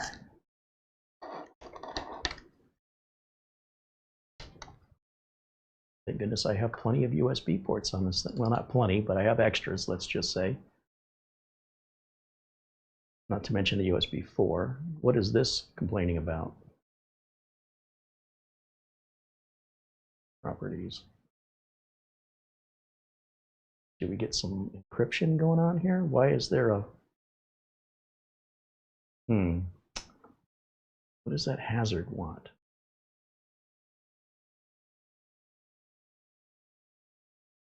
Is BitLocker on? Turn it on. BitLocker off. I don't know why there's a hazard symbol there. Well, let's not go down that rabbit hole right now. because everything's working and I don't know what that symbol means. Let's go to PC testing software. Let's bring Cinebench. I'm not going to monitor temps with it, okay? I'm just going to bring Cinebench up and just start it. Just so we can get the show on the road here. Cinebench is a 20-minute test. We're at 10 after 4. I'm estimating an end time at 4:30, and after saying goodbye and everything, I'm probably at 4:40. And that still gives me enough time to do what I need to get done today. And then all questions will be answered and all knowledge will be known. Sure, let's go with that. Start.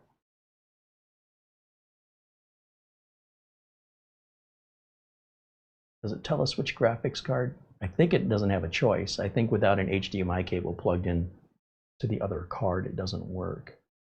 And see, it says it's benchmarking the CPU. See, these are CPU tests.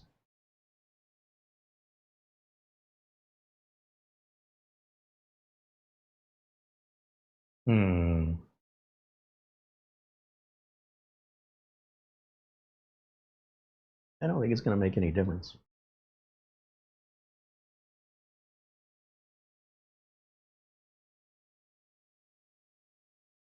See, it's ranking up here when we're testing multi-core CPU. There's nothing here we're testing that's GPU related. So that's why I'm confused why you're asking for the Cinebench. Do you know something I don't? Am I missing something?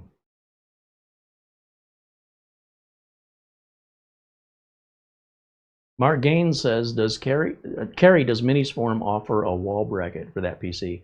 I guess you joined us late, Mark, because when we did the unboxing, we showed exactly that. So yes, it does. We call that a VESA mount, V-E-S-A. Dustin Fuller says, great stream as always, Carrie and Mara. Thank you, Dustin. Thank you, Mark, for your generosity as well, as always.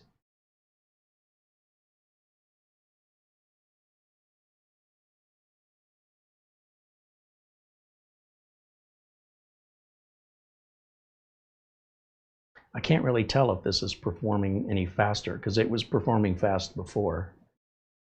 And the orange line before was exactly in the same place on the left side. So I think this is just a CPU.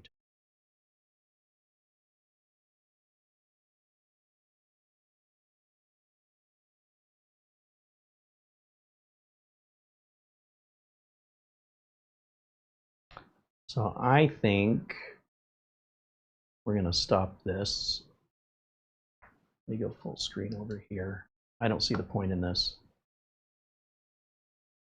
And nothing's going to change with anything CPU. That's why I say, well, what's a good gaming machine? Well, it depends on the games. If your games are CPU intensive, like that Cinebench test, you don't need to spend all that money on a high-end graphics card. But if you're running something like Microsoft Flight Simulator 2020, is it 2024 now? Still want to know what that exclamation is there for. Doesn't tell me anything. Cover the mouse, does it say? Nothing. All right, is it just warning me BitLocker's off? I mean, I already know that.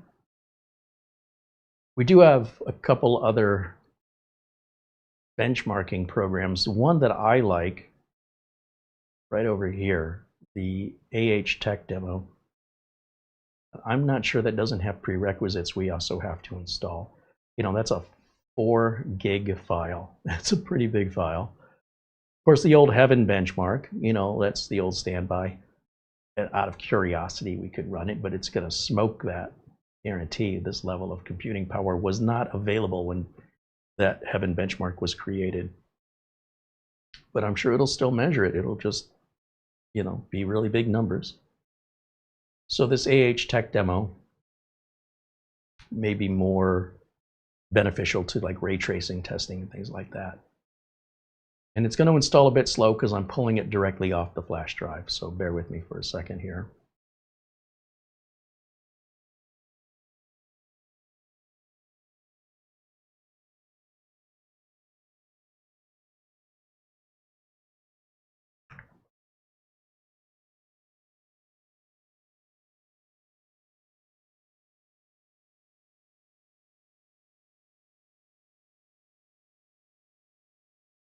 The ships in Avengers are hell carriers. Thank you, Frank.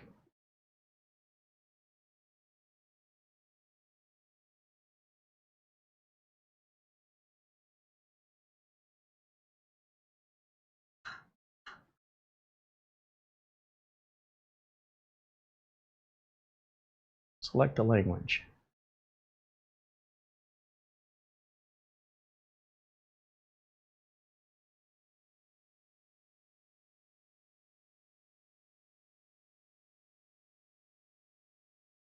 These demos, you can usually download these right from NVIDIA. If you Google search the NVIDIA demos at the NVIDIA website, if you want to test out your graphics card, presuming it's an NVIDIA graphics card. So that's where this Atomic Heart tech demo came from, directly from NVIDIA's website. Pretty sure NVIDIA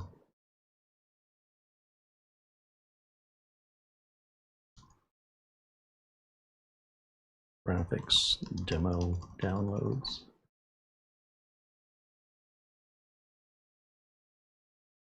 Yeah, there's Reflections, there's Atomic Heart, Final Fantasy. Some of these are kind of old too. But these are all free for you to download, assuming you've got the hardware to run them. The newest is on top. So Atomic Heart is one of the newer ones, and it's really beautiful to watch. The Reflections demo is really, really short. It takes a long time to install. These both came out or made available 6 years ago. So you can imagine how much more advanced this stuff has become. But that's how I found them. And that's where you can find them too if you choose to compare your system to what you're seeing. Everything I do, you can do too. I'm not using anything proprietary or have any secrets. There's nothing up my sleeves. I'm wearing short sleeves, so you can always see. There's nothing ever up my sleeves than my arms. And yeah, I think we're going to be good on time today. Should be able to get this done. This is a big demo, but it's really, really beautiful.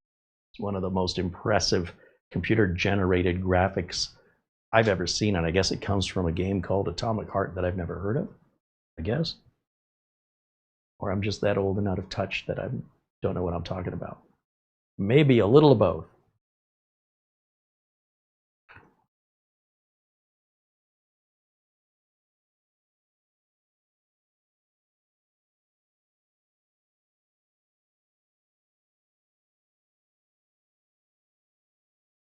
Trevor Dunn says that yellow exclamation and padlock display is Microsoft wanting you to turn on BitLocker.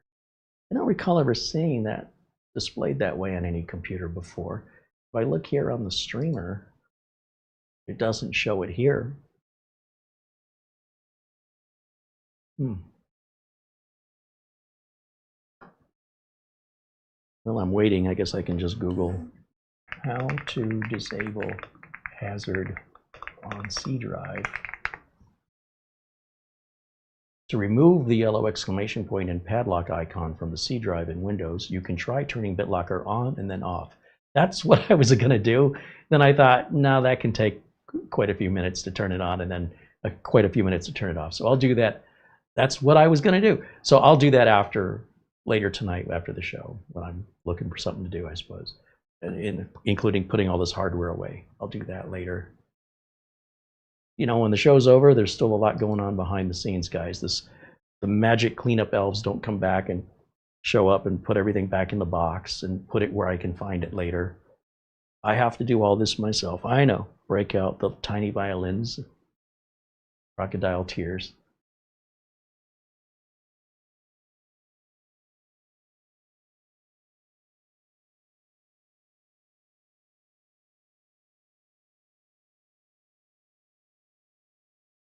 Mark Gaines said, Carrie, the exclamation mark typically indicates a BitLocker is enabled, but not fully active or automatic device encryption is disabled. I've never seen it before. But all right, let's get through this right quick here. So looks like the installation's done. Click finish. And you do need a pretty good video card for this demo to work. At least one within the last 6 years anyway. A modern, decent one. Ooh, wants to run at 4K? Okay. All right. Let's do it. What the heck? What is all this? What's all that about? What are we missing? Sometimes these demos, you know, when the files are that old, there was some default prerequisite in Windows that we're not getting anymore. Let's just try dropping the resolution. We're missing X input 1.3. Where's it? Oh, we might need to download an older version of DirectX.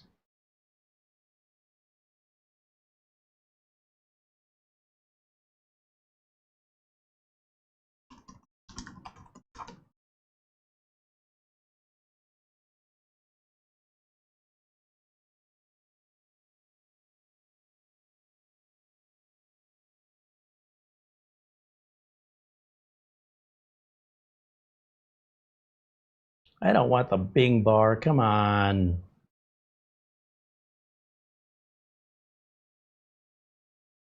I got your Bing bar right here.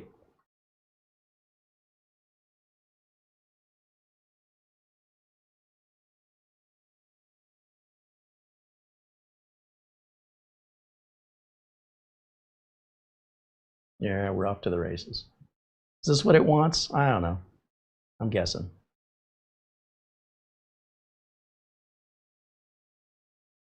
I'm not a gamer, but I got to think like a gamer. Make your own jokes.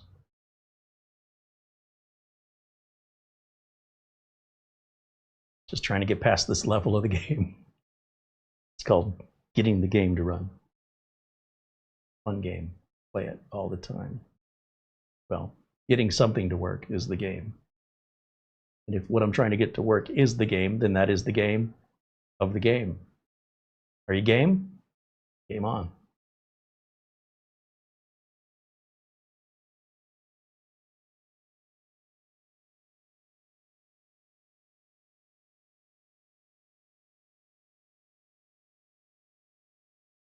Tej says Bing stands for because it's not Google.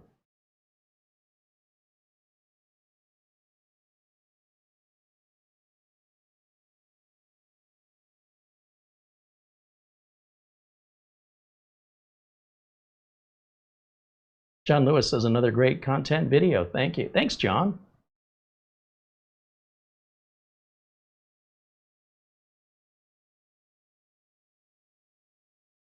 I see a clock ticking down. 4:21. I really want to end this at 4:30. Come on now. Come on. Final questions, final comments. Now's your chance. Speak up if you have any comments or questions while we're waiting for the install, and we will run the demo or we can just sit silently and watch it.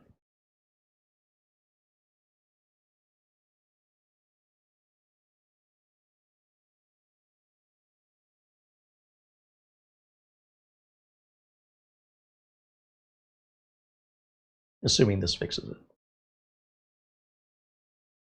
Trying to be positive.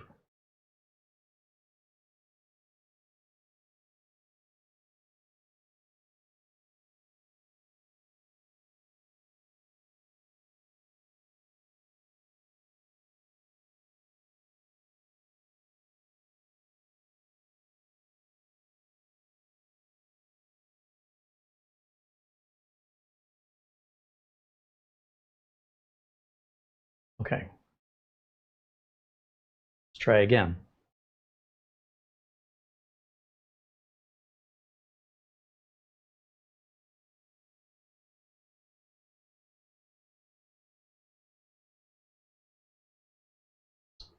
Not errored out yet. That's a good sign. Oh, something happening. This is new. Oh, I think it's going to work. I got a good feeling about this. Loading. All right.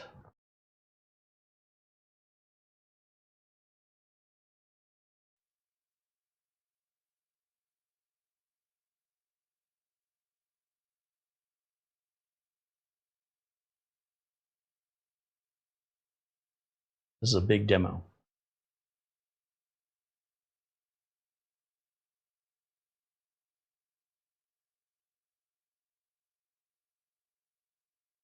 Patrick says that's definitely a quality mini PC there. If a replacement gaming laptop ends up out of my price range later this year, I might consider possibly this mini or similar.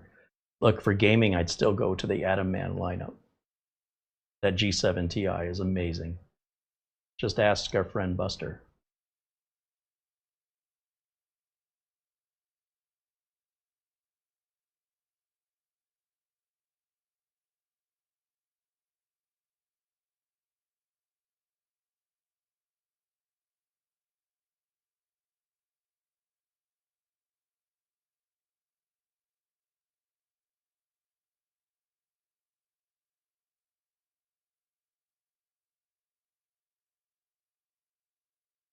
This is all computer-generated graphics you're looking at.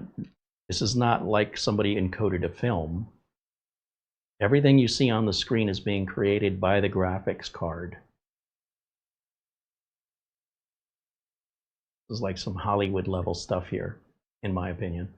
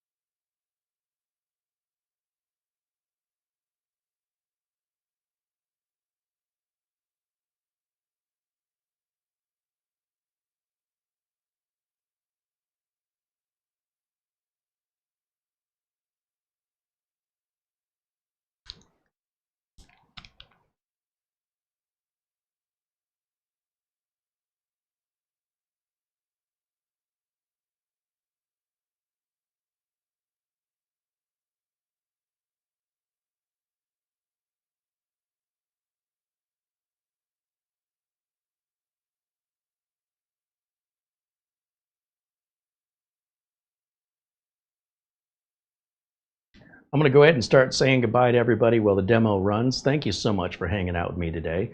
A special shout out and thank you to Mark Gaines. I also want to say thank you to all of our members and contributors during today's broadcast, which includes Ben Laird and Mark Gaines, Albert Hewson for renewing membership, Jose Lopez, our good friend Buster, and each and every one of you who join our community, regardless if you're a paid member or not. We appreciate your being here and being a part of this amazing community. A shout out to Mara, of course, as always, for all the hard work she does in the background, from thumbnail creation, video notes, answering your emails. If you're just joining us, you entered the video late, you can always rewind right back to the beginning at any time. And you will see a chat room replay once the video is finished processing, which may take a few hours, and then after that it's always available. Shout out to our friends at SCD Keys. They're the folks that I go to when I need a Windows license or an Office license, because I don't want to overpay and I don't want to get ripped off. And they're reputable. They've been around a decade and a half, if not longer, and they have 6 months of support included with every purchase. Use the coupon code CARRY to save 30%. That is not a commission link. Just trying to save you some money. It's not like if you buy it, I get paid any more or any less, okay? So if you're wondering what my motive is, if you have any problems with anything, whether it's something with SCD keys, questions, or even about Minisforum or anything we show on the channel, reach out to our email if you would, or join us on our forums at carrieholzman.boards.net. Those are public forums. They cost nothing. They're open 24/7. Leave a post and watch for a response. Or, of course, you're welcome to leave a comment under the video. If we can answer it, we will. If you have an issue that we need to resolve, we really want to handle that privately. There's no sense doing all that in a public way. It's not professional, and we will see it through no matter what. We'll get you to an answer. For anything that we endorse here, it does come with some peace of mind, and we'll do whatever we can to help you if it's even necessary. I think that is our demo, and let me jump back over to camera 1. And I also want to shout out and a thank you to Minisforum, who sent us the keyboard and the DEG1 external dock. Mara's letting us borrow her prized possession, her RTX 3080. And thanks to all of you for making it possible for me to purchase the AI X1 Pro for my own personal needs. And then, of course, we still have the prototype that Minisforum had sent us a couple months ago. So, yeah, pretty darn cool stuff. And just an extreme example between the budget PCs, which we've been focusing a lot on because, you know, we'll sell 20 budget PCs for every one $1,000 plus computer. That's just the nature of the market. So we don't want to alienate anybody. You know, we don't just want to show high-end or enthusiast equipment or just gaming equipment or just budget equipment or just office equipment. I try to do a little bit of it all. If there's something I'm missing out on, some latest router or something that you want to see, please leave your suggestions in the chat. If it's business related or I believe is on par with the kind of content we do here, which, you know, you can go back to 2008 and get a good gist of storage drives and Wi-Fi and networking and switches and routers and desktops, mini PCs. If it falls in that category, I want to know about it because got my eyes open now for other things. Tomorrow, for example, I have this really cool retro computer case that was originally an April Fool's joke from Silverstone, but people got so excited about it, they actually made it and they sent me one. So we're going to do a computer build tomorrow, all modern in the inside, but looking like it came from 1992 on the outside. I hope you hang out with me and join me on that computer build. It's just a gray box, no RGB, and it's so cool. I'm so happy because I don't want an old computer, but you give me an old computer on the outside with a luxury modern computer on the inside, I will sign up for that every day. So that's coming tomorrow, 1 o'clock. I hope you'll join us. It's 1 o'clock p.m. Phoenix time, just like we do every time we go live, every day this week so far, as a matter of fact. And if you've not subscribed, be sure and hit the like and subscribe button, because that will make sure that YouTube knows when you hit the thumbs up, you want to see more content like this. Doesn't really benefit. I know content creators will tell you it benefits them. Nobody really knows. And the subscribe button, these are for you. They're not for me. This is so you know that when you subscribe, you'll be made aware of it by getting a notification turned on. You got to hit the little bell, by the way, to turn the notifications on after you subscribe.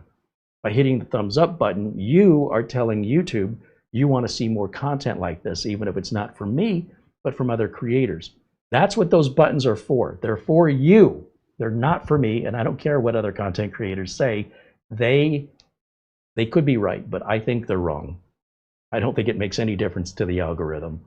What matters is how many views you get and how long your viewers stay with you. You got a 4-hour video and your average watch time is 2 minutes, it's not going to work out well regardless of how many likes and subscribes you've got. So that's why, just like thumbs up with Netflix or any other service, that's there to train the AI or the algorithm what kind of content to present you with that you will most likely want to see. Just a massive misunderstanding online. And so for that, you know, sometimes people say, oh, I'm going to give you, you've earned a subscribe. That's not for me. It doesn't do anything for me. That's for you, and you're welcome. All right. Went off on a tangent. Thank you so much for watching. I hope you'll join us tomorrow for our retro build. Until then, bye for now.